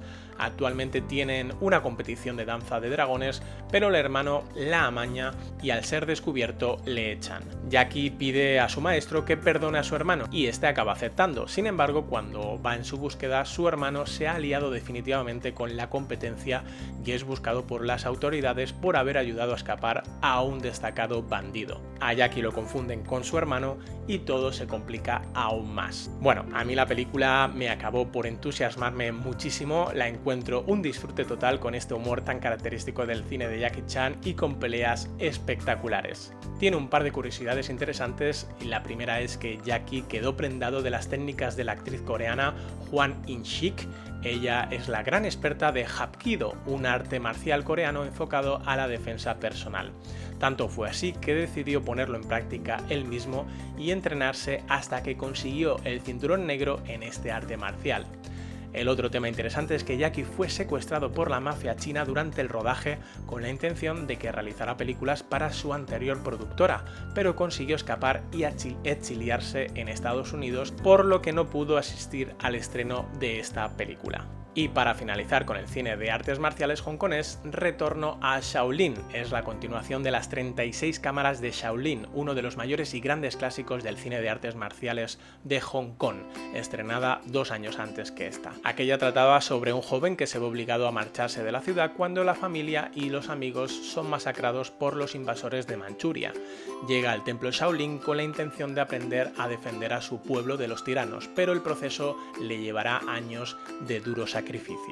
En cambio, en Retorno a Shaolin, la película que nos ocupa, para poder mantener al protagonista principal, Gordon Liu, y que volviera a realizar la transformación de hombre mundano a maestro Shaolin, tuvieron que cambiarle el personaje. Así pues, el actor Gordon Liu interpreta a un mendigo y timador que se hace pasar por San Te, el personaje interpretado en la primera, con el fin de crear la ilusión de que es el verdadero monje Shaolin y defender a los trabajadores de una fábrica de textil que están siendo extorsionados por su jefe. Pero la farsa dura poco y Gordon Liu tendrá que ir de verdad al templo Shaolin para aprender el auténtico Kung Fu que permita defender a su gente. Las dos películas son muy divertidas y con coreografías realmente espectaculares mostrando la maestría del actor principal, pero sobre todo se hacen muy amenas y entretenidas. A esta segunda parte quizá le pesa un poco por una parte la sombra del éxito de la primera y esa premisa que confunde un poco con el tema del personaje. En todo caso las considero dos grandes imprescindibles del género, pero si tuviera que elegir de las mencionadas de este año me quedaría con la de Jackie Chan, el chino, que como os digo me encantó. En Europa, el genio sueco Ingmar Bergman también estrenaba película este año, De la vida de las marionetas, una cinta para televisión que no era la primera del director en estrenarse en este modo, que da comienzo con el asesinato de una joven prostituta a manos de nuestro protagonista. La cinta cambia su formato a blanco y negro justo durante el acto del asesinato y de ahí hasta el final del film. Un policía lleva el caso y trata de esclarecer el suceso, el porqué de este acto por parte de un hombre presumiblemente cuerdo, gracias a la ayuda de su psiquiatra. Por tanto, tenemos por un lado la investigación policial y por el otro los testimonios de diferentes personas de su alrededor, tales como su madre o su propia esposa. Y como suele pasar con el cine de Bergman, te atrapa, sabe sacar el lado más putrefacto de la humanidad mientras te mantiene absorto. Después de casi 20 películas vistas del director, esta probablemente no la ponga entre mis preferidas, ya que tiene en su haber verdaderas obras maestras, pero aún así sí que la considero entre mis imprescindibles de este año fuera del circuito de cine comercial y especialmente por las interpretaciones que, como de costumbre, son todo un lujo. Recuerdos, el último trabajo de Woody Allen, lo pongo aquí seguido de Bergman ya que este era su ídolo, y su 10º largometraje hasta la fecha. Se estrenaba en Estados Unidos en septiembre con críticas dispares. Se trata de una historia que retrata la vida de un director de cine. Él siempre negó y se enfada cuando le decían que se basaba en su propia vida, en la cual homenajea al film de Fellini 8 y medio. Dijo a un entrevistador que su primer título para esta película en el borrador del guión era 4 porque no soy ni la mitad de bueno que Fellini. En 2013 fue votada por los lectores de The Guardian como la 8ª mejor película dirigida por Woody Allen. Sin embargo, sigue siendo una de las menos conocidas de su carrera y fue un fiasco comercial en su momento. Cuenta con divertidos momentos e ingeniosos diálogos como ya nos tenía acostumbrados. Sharon Stone realiza un cameo justo al inicio de la cinta cuando sale en el que sería el auténtico vagón que debió tomar el protagonista. Ella declaró hice mi mejor esfuerzo para derretir a ese tonto. Aunque corto, fue el debut en la gran pantalla para esta bella actriz americana. Fama, la que es para mí la mejor película musical del año. Es el tercer trabajo de Alan Parker después de haber cosechado un gran éxito de taquilla y sobre todo de crítica por El Expreso de Medianoche. Aquí cambia de rumbo en una película musical muy moderna para su época, con un montaje de infarto y con canciones originales como Fame de Irene Cara, una de las protagonistas del film, que incluso se llevó el Oscar a Mejor Canción y también el Oscar a Mejor Banda Sonora, que corrió a cargo de Michael Gore, quien volvió a triunfar unos años más tarde con Footloose. La historia sigue a un grupo de jóvenes que ingresan en una academia de artes escénicas, y ojo al título porque engaña, ya que lo irónico es que trata sobre el fracaso tanto profesional como personal, la persecución de los sueños y las crueles realidades del mundo del espectáculo. Su componente dramático es claro y contundente, no se muestra como la típica comedia musical y se posiciona como un film de culto que se ha revalorizado con el tiempo. En mi caso la vi hace muchos años y os prometo que no me gustó nada, pero ahora al revisionarla me ha encantado. Suele pasarme mucho con los musicales. Si os pasó lo mismo, dadle como yo una nueva oportunidad. También se estrenaron otros musicales como Xanadu, que podemos decir que fue un verdadero fiasco comercial para la Universal Pictures, que ya había triunfado ese mismo año con The Blues Brothers, vamos, algo así como el Cats del 2019. Un auténtico despropósito con buenas intenciones, pero mal ejecutada por muchos motivos. La película nos lleva a conocer al personaje interpretado por Michael Beck, actor que el año anterior triunfaba con la famosa The Warriors, Los Amos de la Noche. Aquí hace de pintor en un estudio de grabación de discos, se dedica a ampliar las portadas de los discos para promocionarlos. En uno de esos discos se da cuenta de que la chica que aparece en portada es la misma con la que se tropezó recientemente en un parque y decide andar en su búsqueda. Esa chica es ni más ni menos que Olivia Newton-John, la protagonista del brutal éxito que fue Grease, donde aquí también pone en práctica sus facetas de bailarina y cantante. En su búsqueda acaba conociendo por casualidad al mismísimo Gene Kelly, quien hacía aquí con 68 años su última aparición cinematográfica e interpretaba a un músico que actuó en los años 40 y que ahora está decidido a montar una nueva sala de baile junto a su nuevo amigo Michael Beck. La película tiene un toque fantasioso e incluso mitológico con el tema de las musas, también incluye una escena de animación metida con calzador, al igual que la mayoría de secuencias musicales, una tras otra, dejando de lado al guión casi inexistente. De hecho, la propia Olivia dijo que se iba escribiendo durante el rodaje, pero hay una secuencia que quizá os haga merecer la pena ver esta película, una idea tan estrafalaria como impactante, la de fusionar la música y danza de los años 40 con la de los 80, quedando en algo que como mínimo resulta interesante y en mi caso un poco estimulante. Pero la película, a pesar de ser un fracaso comercial y de crítica, consiguió recaudar suculentos dividendos gracias a su banda sonora que estuvo en las listas de las más exitosas de aquel año.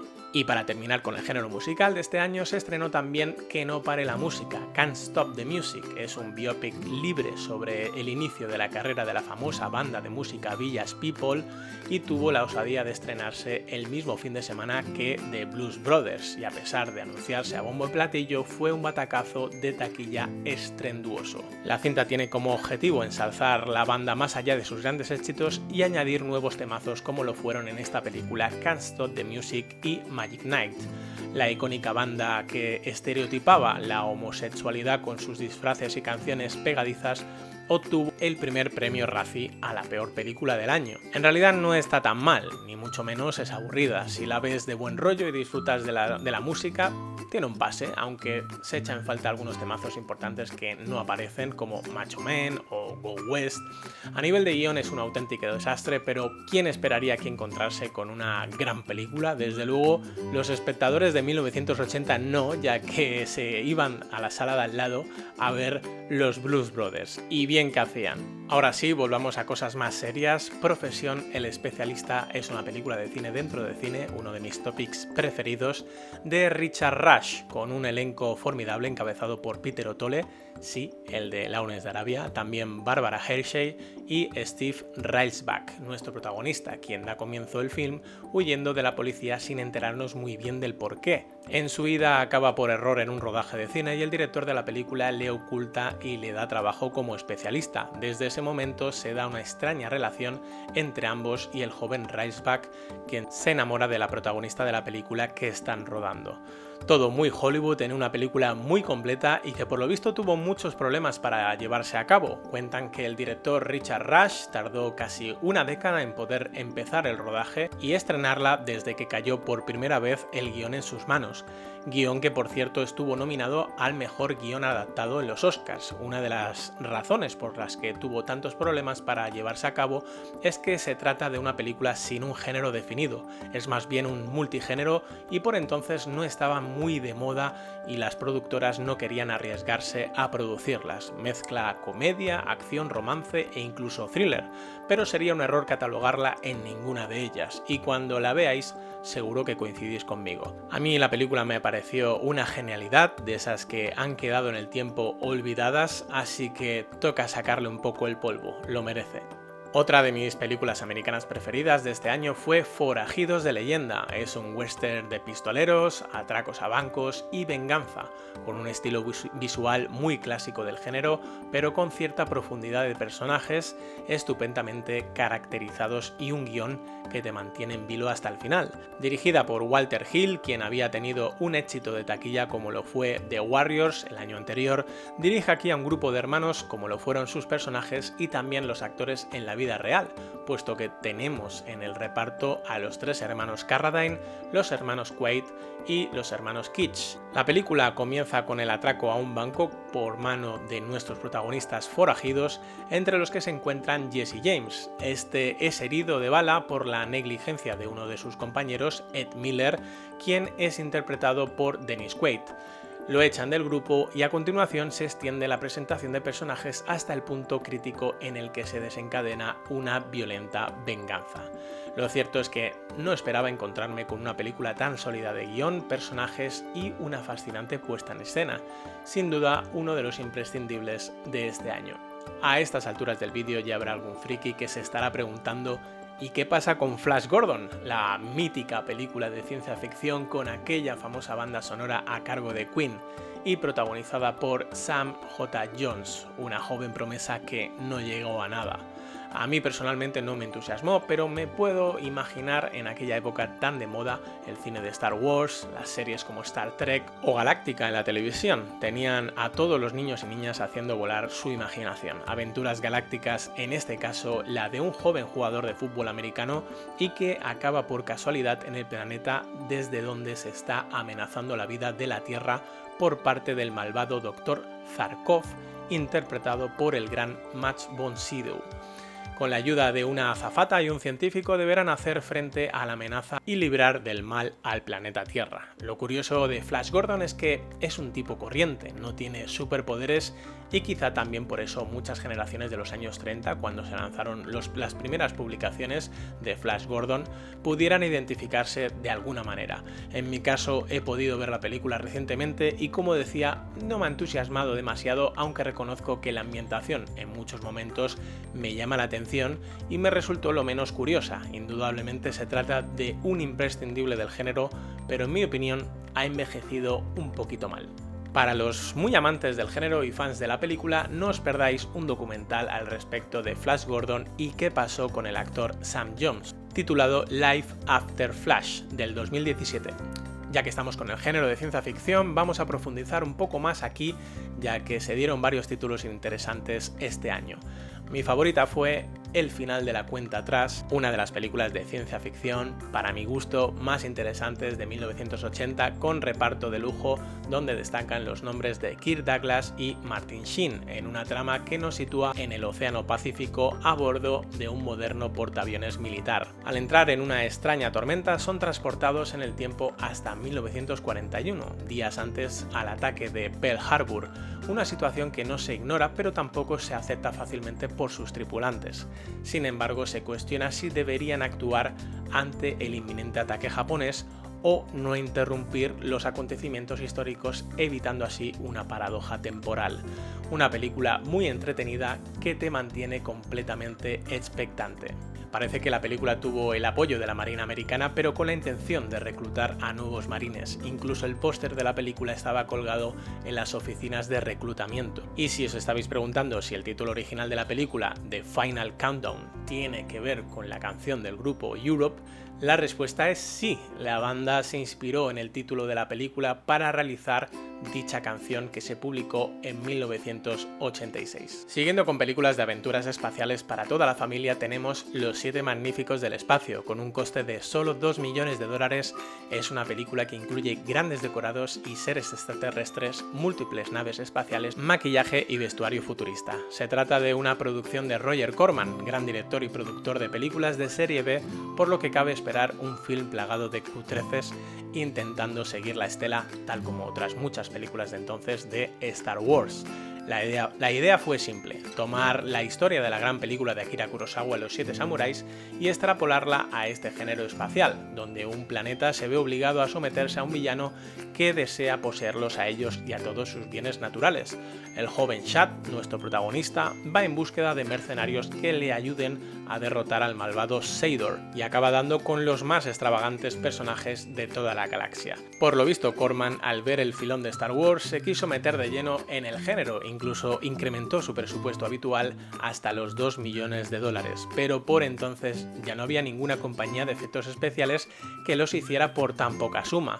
Fue entonces cuando creó su propio departamento de efectos especiales y puso al mando, entre otros, al mismísimo James Cameron, que por entonces aún no había ni dirigido su primera película. Cameron estuvo trabajando en esta cinta tanto en el departamento artístico como en el de efectos especiales. Allí conocería a la futura productora Gail Anne Hurd, quien le ayudaría a producir Terminator o Aliens, entre otras. Quién sabe si no fuera por esta casposa película de serie B, nunca hubiéramos podido disfrutar de estos auténticos peliculones. Además, se dice que la serie de animación He-Man también estuvo muy influenciada por esta película. No hay mal que por bien no venga. Pero la película de ciencia ficción más cutre del año sería otra, Galaxina. Esta se lleva la palma, pero mola porque es de esas pelis casposas a propósito y que para ver entre colegas o en un festival de pelis cutres te echas unas buenas risas. Parodia y mezcla la mejor película de terror del espacio de todos los tiempos, Alien, el octavo pasajero, con la serie Star Trek. La trama nos sitúa en el año 3008, donde los viajes espaciales se han convertido en algo rutinario y el tráfico intergaláctico se vuelve más denso y peligroso. Por tanto, para mantener la paz en el universo se necesitan naves policías que hagan respetar la ley. Una de esas naves policía incorpora a personajes variopintos y a Galaxina, una mujer robot que por alguna razón que desconocemos tiene la apariencia de una chica playboy con sentimientos, según dicen, y que cuando intentas besarla o tocarle te emite una descarga eléctrica que te deja frito. En fin, que tienen que cumplir una misión intergaláctica y les dan un día libre para irse de picos pardos. Luego sufren una serie de aventuras y acaban en un planeta donde encuentran en un bar-restaurante al mismísimo Capitán Spock de Star Trek sirviendo copas.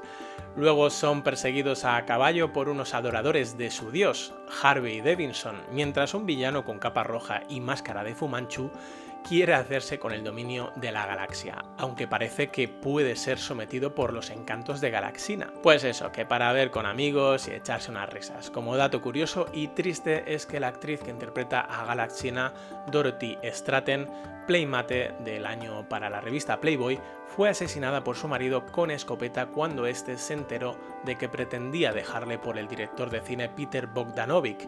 Tenía solo 20 años. Acto seguido, el marido se quitó la vida. Existe una película para televisión protagonizada por Jamie Lee Curtis, estrenada en 1981, que es un biopic sobre la vida de Dorothy.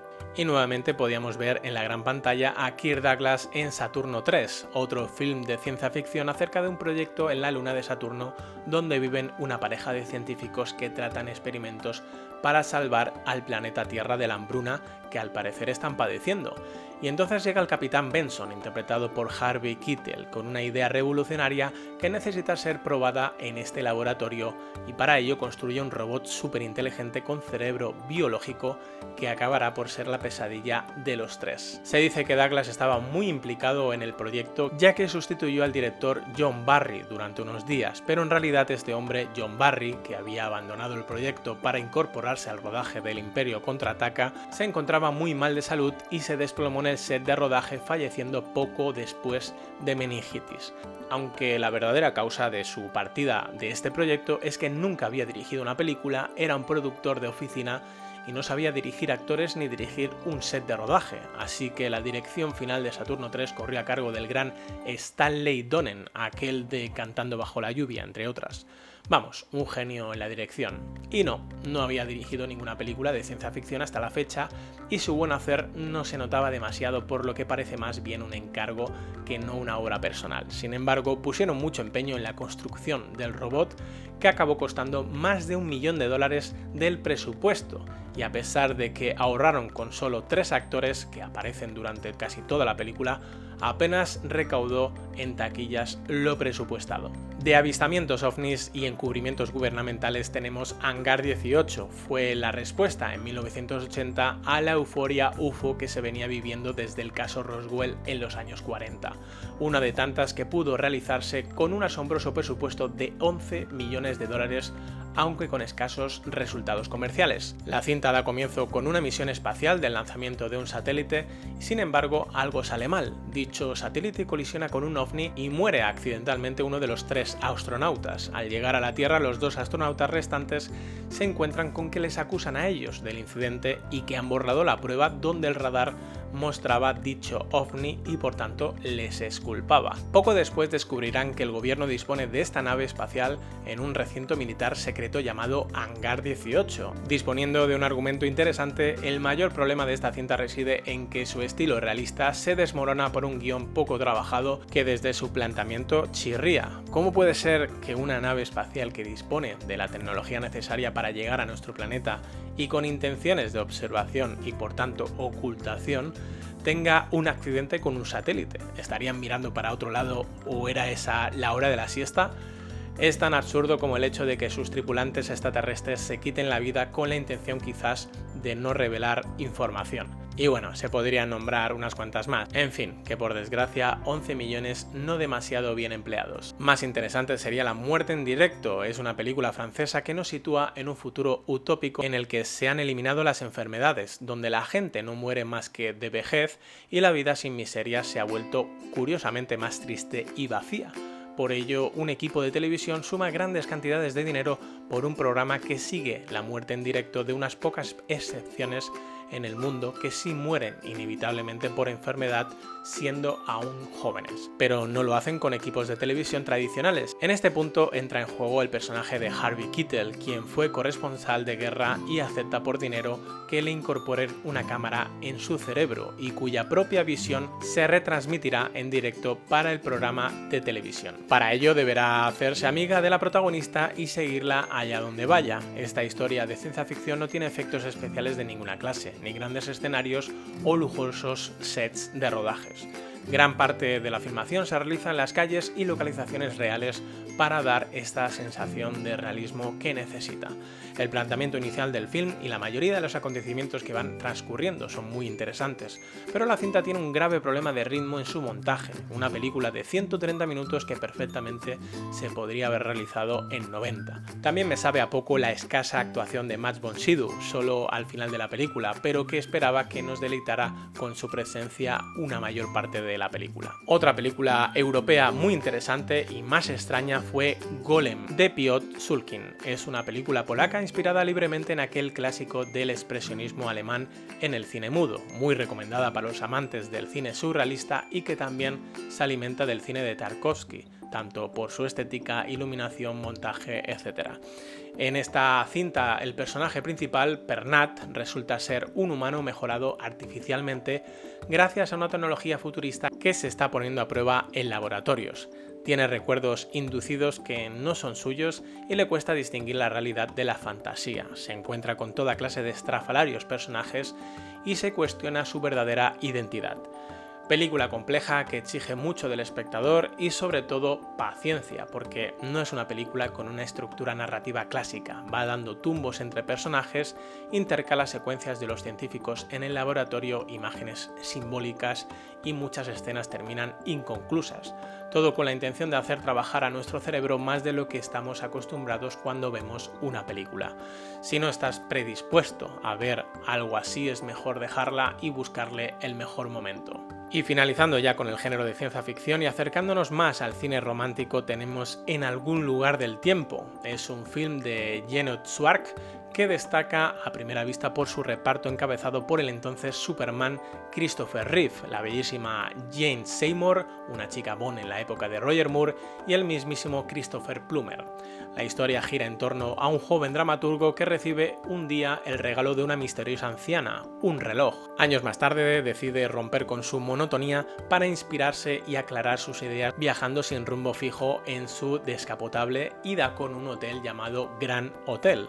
Allí descubre el retrato de una joven de la que se enamora a primera vista, pero resulta que ella es de otra época, concretamente de 1912, y se propone a conocer más sobre ella y cómo fue su vida.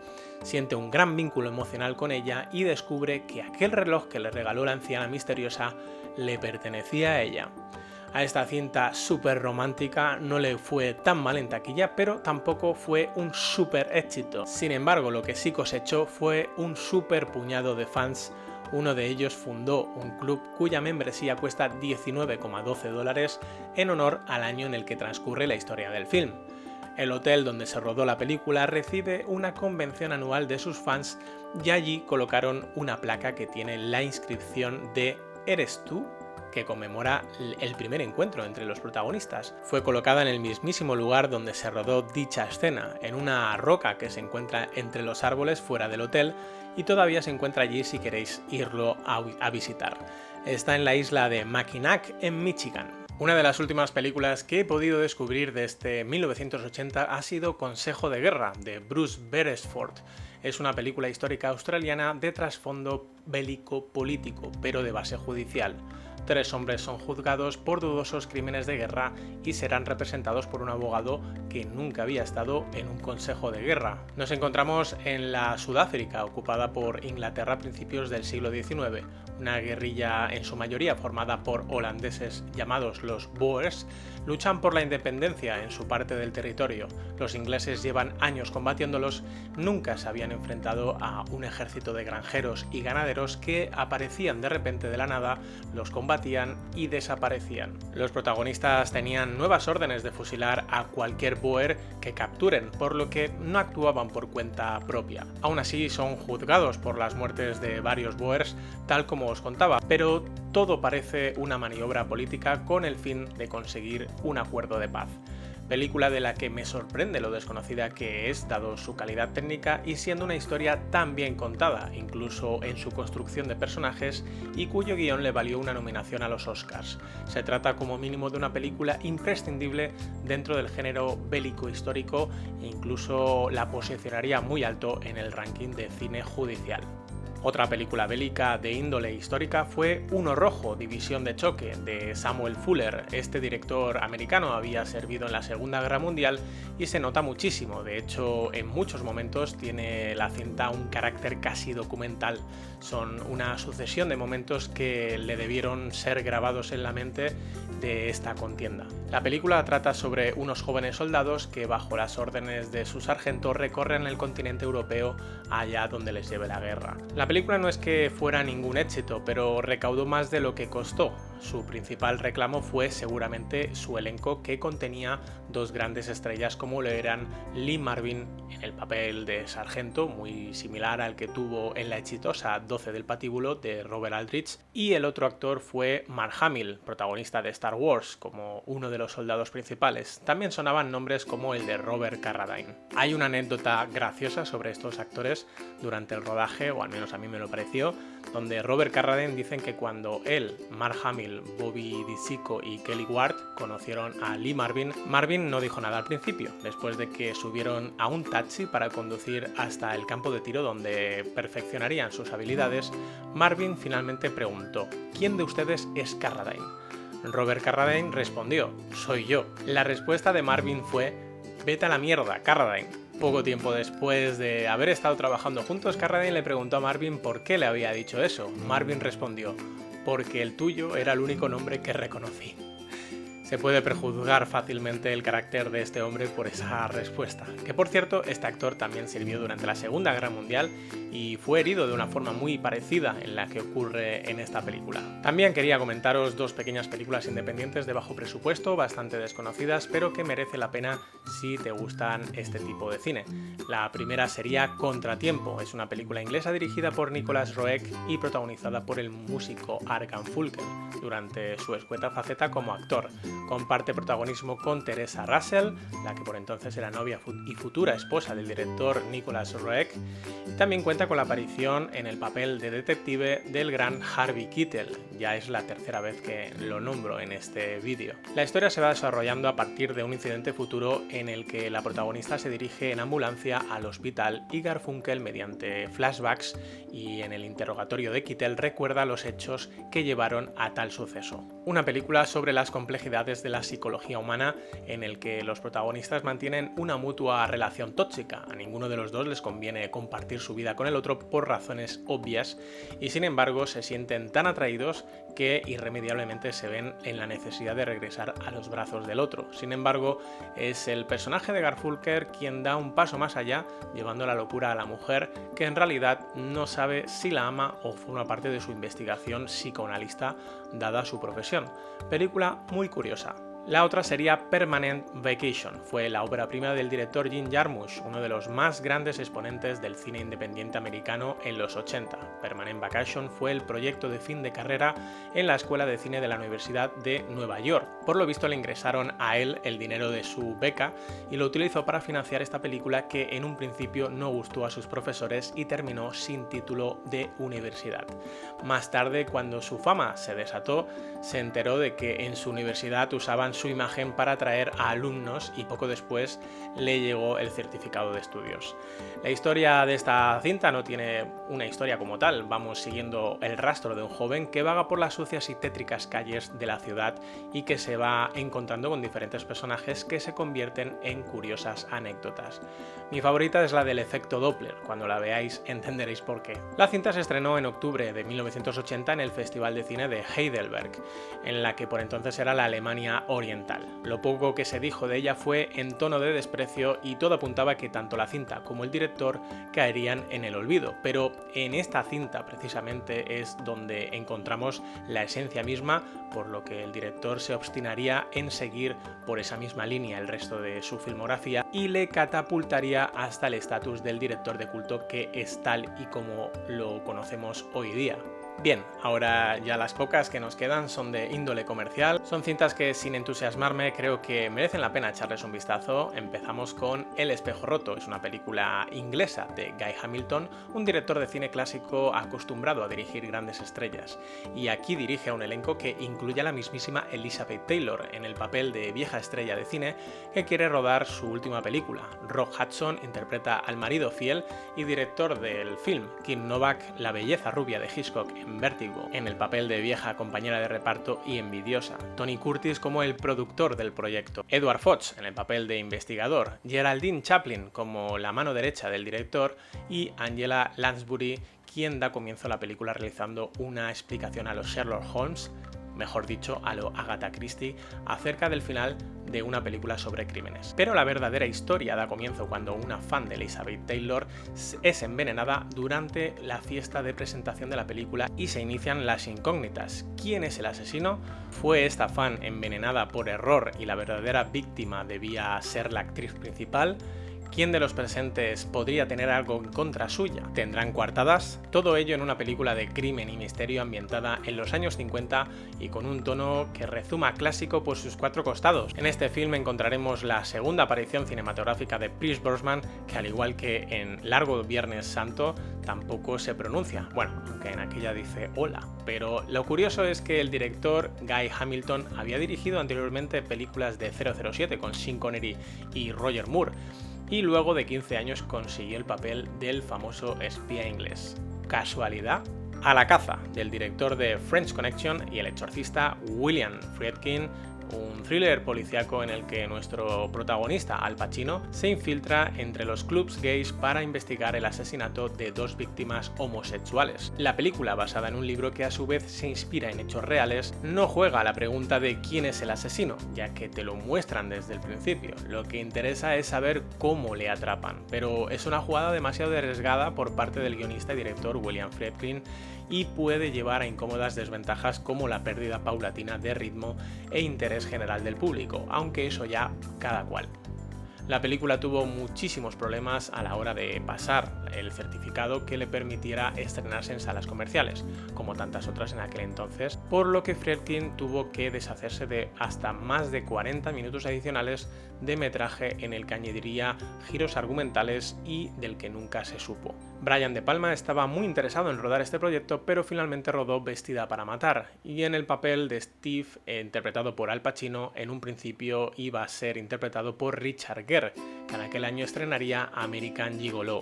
Otro de los inconvenientes principales en la producción de este film fue el de las protestas de la comunidad gay cuando se enteraron del proyecto en el que se trataría la parte más polémica y provocativa de esta comunidad en los bares y clubs gays. Por ello, en cuanto se enteraban de que había algún set de rodaje en exteriores reales, lo boicoteaban silbando y estropeaban jornadas enteras de trabajo que costaron decenas de miles de dólares a sus productoras. Cuentan que una vez se equivocaron de rodaje y comenzaron a boicotear el musical de Los Village People. Al Pacino tuvo que realizar algunas declaraciones al respecto, diciendo que en ningún momento se pretendía ofender a la comunidad gay y que los bares nocturnos, el sadomaso o los trajes de cuero solo son una pequeña parte, igual que la mafia para la comunidad italiana. Esto lo decía por la fama que obtuvo con El Padrino. Cowboy de Ciudad fue un éxito en taquilla de este año, protagonizada por un John Travolta en su mejor momento, poco después de sus grandes exitazos como lo fueron Fiebre del Sábado Noche y Gris.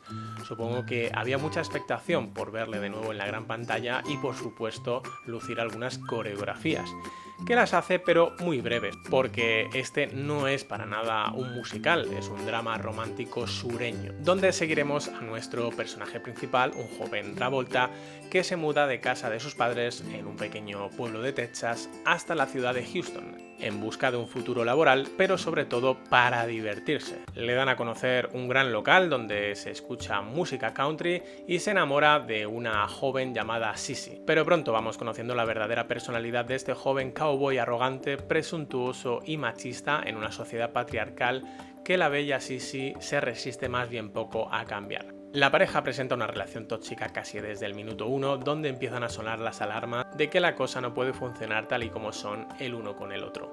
Esta película sería casi imposible de exhibir hoy en día, donde no se puede hablar de ciertos temas ni con mirada crítica retrospectiva, y nos resulta casi imposible empatizar con estos personajes, ya que nos parecen inconcebibles hoy en día que ocurran estas cosas, pero todavía ocurren y el director James Bridge los exhibe sin tapujos. Lo mejor del film es que estás llegando hacia la parte final de la película, miras el reloj, llevas casi 2 horas sin despegar la mirada y solo deseas una cosa, la reconciliación de los personajes. Así que sí, entretenida es un rato.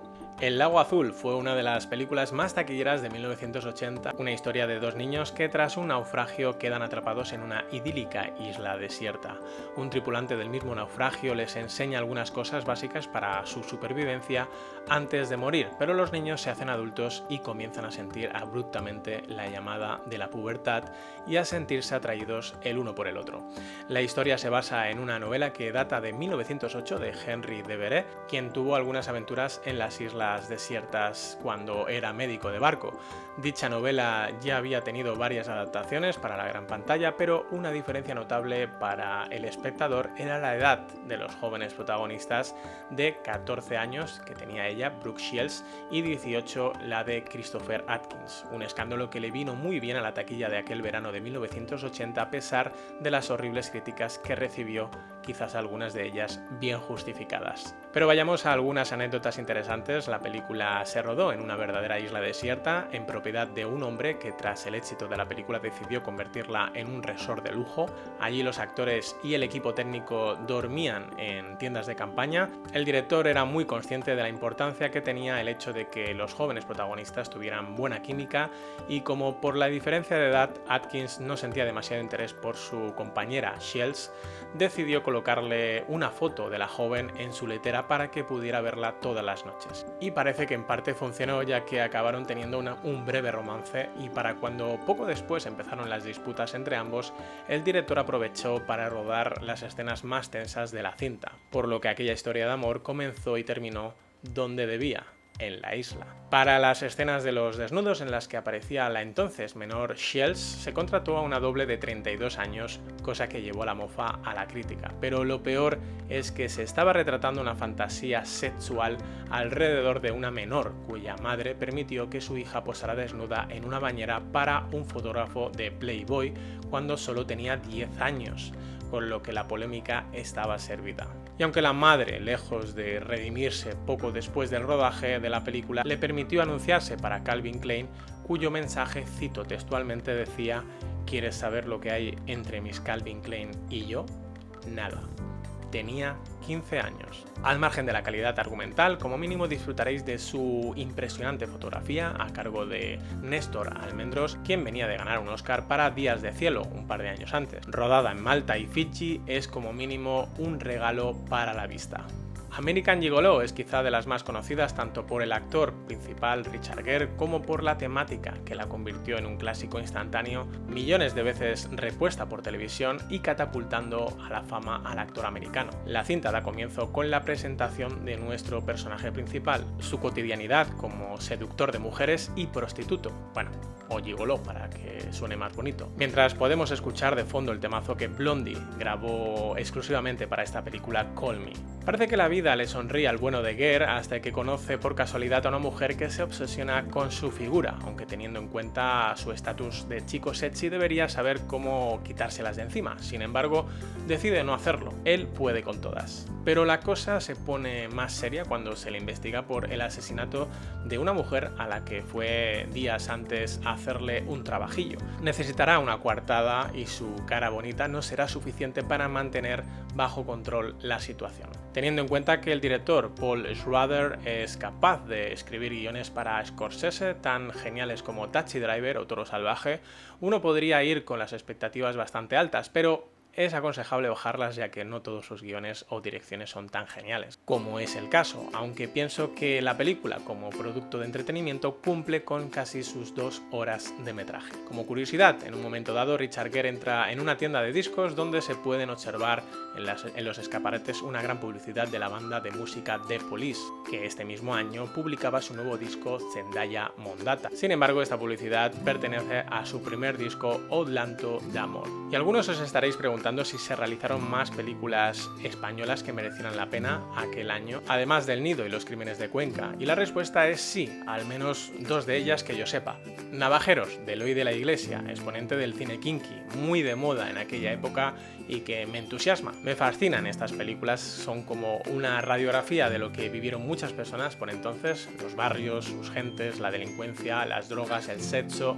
En general me parecen películas muy emocionantes donde la violencia es su única respuesta ante la injusticia social. En esta ocasión, nuestro protagonista José Luis Manzano, quien debuta en esta película y será una figura representativa de este tipo de cine, aquí le llaman el Jairo, que no para de meterse en todo tipo de broncas y a cada cual más peligrosa con sus colegas hasta un punto de no retorno. También cobra cierto protagonismo un hombre de aquel momento, Enrique San Francisco, y en el papel de policía José Sacristán. Otros jóvenes actores os sonarán si seguís viendo este tipo de cine, cine en películas como El Pico o Colegas. Y la otra sería Ópera Prima, sugerente título para el debut cinematográfico de Fernando Trueba.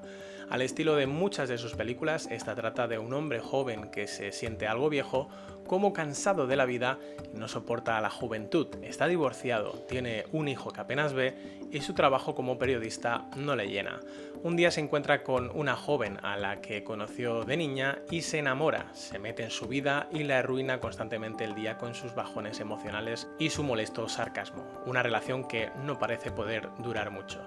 Lo que más me gustó de esta película es que es muy fresca en sus diálogos, todo transcurre con una naturalidad aplastante, algunas secuencias se alargan más de 10 minutos y apenas te das cuenta. Podemos ver también a un joven Antonio Resines como el único amigo que tiene el protagonista, interpretado por un genial Óscar Ladoire. Y ya, ahora sí que sí, la recta final para las películas de terror que aún no he podido mencionar. He visto unas cuantas películas de este género, más de 20 este año 1980, y tras las que considero mejores y ya he mencionado, tales como El Resplandor, Al final de la escalera, La niebla o Inferno, vamos con otras que merecen la pena ver o al menos saber de su existencia. La primera es la más famosa de todas, claro, Viernes 13. Tuvo una de las sagas más prolíficas del subgénero slasher junto a Halloween. El villano de la saga no es otro que Jason, quien va por ahí con su machete matando a diestro y siniestro. Pero no le veremos en esta primera parte de la saga. Aquí nos cuentan cómo un niño murió ahogado por la negligencia de sus tutores en un campamento de verano hace unos años. Ahora una serie de asesinatos perpetrados en primera persona sin mostrarnos al asesino parecen saciar la sed de venganza por dicha muerte. Esta película de apenas $500,000 de presupuesto recaudó cerca de los 40 millones. Para ver a Jason con su clásica máscara de hockey habrá que esperar hasta la tercera entrega, un par de años después. En fin, un clásico imprescindible que seguirá sumando dividendos durante toda la década de los 80, con hasta 7 secuelas y las que vinieron después.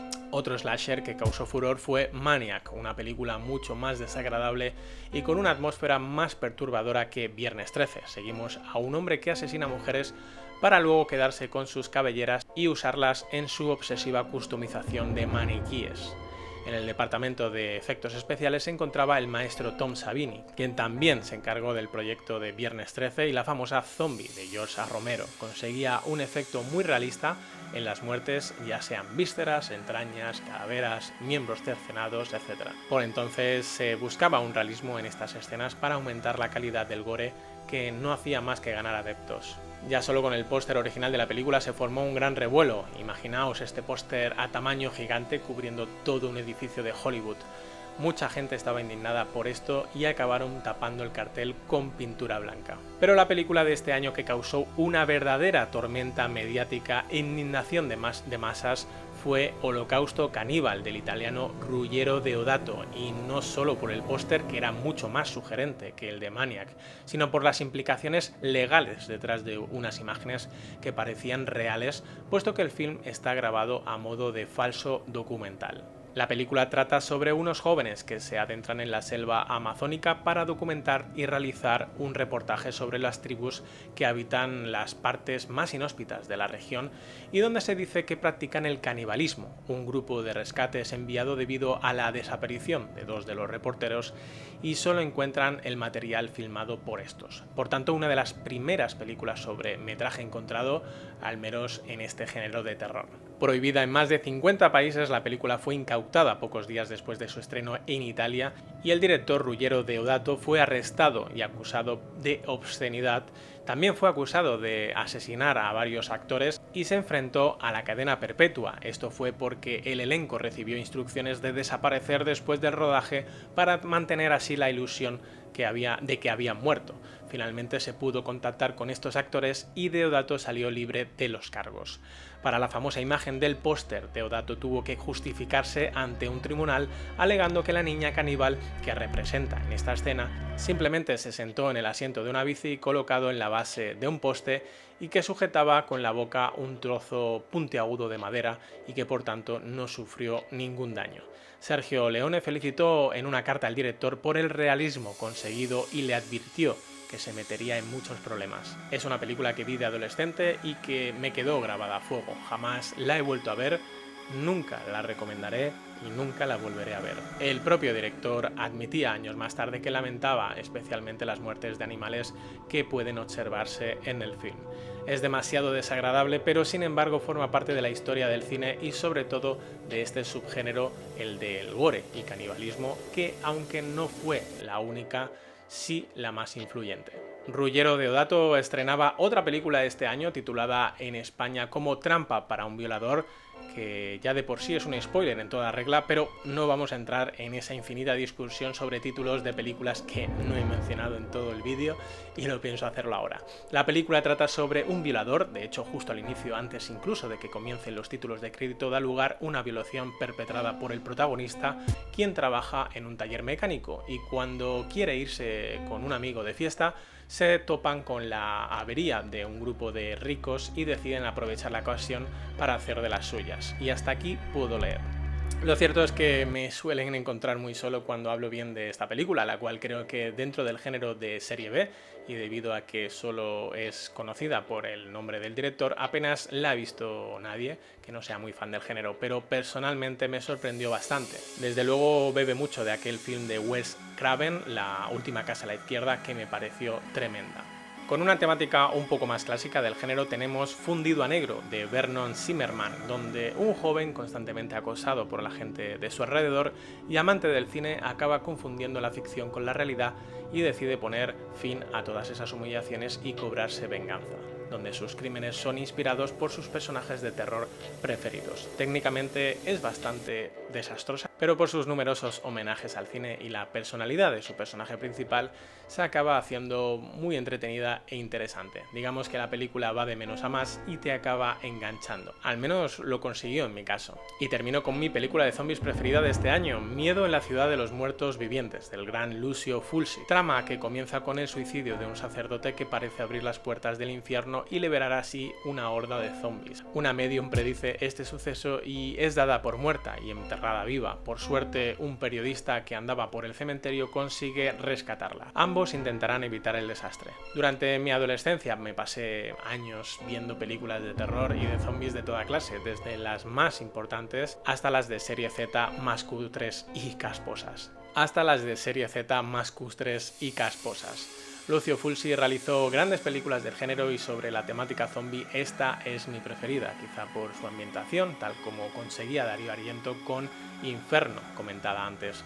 Su música, juego de luces, maquillaje, en fin, que son pelis realizadas con mucha pasión y que si consigues introducirte mentalmente en todo este universo, son muy disfrutables. Termino definitivamente con una mención especial a otras películas que me gustaron lo suficiente para recomendarlas solo a verdaderos fans del género de terror. Ellas son Motel Hell, Macabro, Humanoides del Abismo, La Casa del Terror y El Día de la Madre. Bueno, esta última nada más por el cachondeo que se lleva la Troma Films. Y bueno, ya que estamos, podéis ahorraros muchas horas con títulos que pude ver como Zombie Holocausto, Boogeyman, El Barco Fantasma, Apocalipsis Caníbal, La Invasión de los Zombies Atómicos, Llegan sin avisar, Abrazo Mortal, bueno, aunque esta tiene un pase, Comidos Vivos, Gomia, Terror en el Mar Egeo, Sabe que estás sola, Prom Night, Llamadas de terror, Aquella casa a las afueras, El tren del terror, La bestia bajo el asfalto, Pasaje fúnebre, La isla, Los ojos del bosque, El despertar y Contaminación, Alien invade la Tierra. Todas ellas llegan a un subnivel de cine cutre que muy pocos nos hemos atrevido a explorar. Incluso la película La isla, que costó como 20 millones de dólares, me pareció un desastre. Si al final te decides a verlas, al menos estás sobre aviso. Última mención especial por la prematura muerte de Steve McQueen. Estaba en la lista negra del asesino Charles Manson y cuando mataron a su amiga Sharon Tate se compró una pistola que siempre llevaba encima. Sin embargo, nada pudo salvarle a los 50 años debido a un cáncer de pulmón.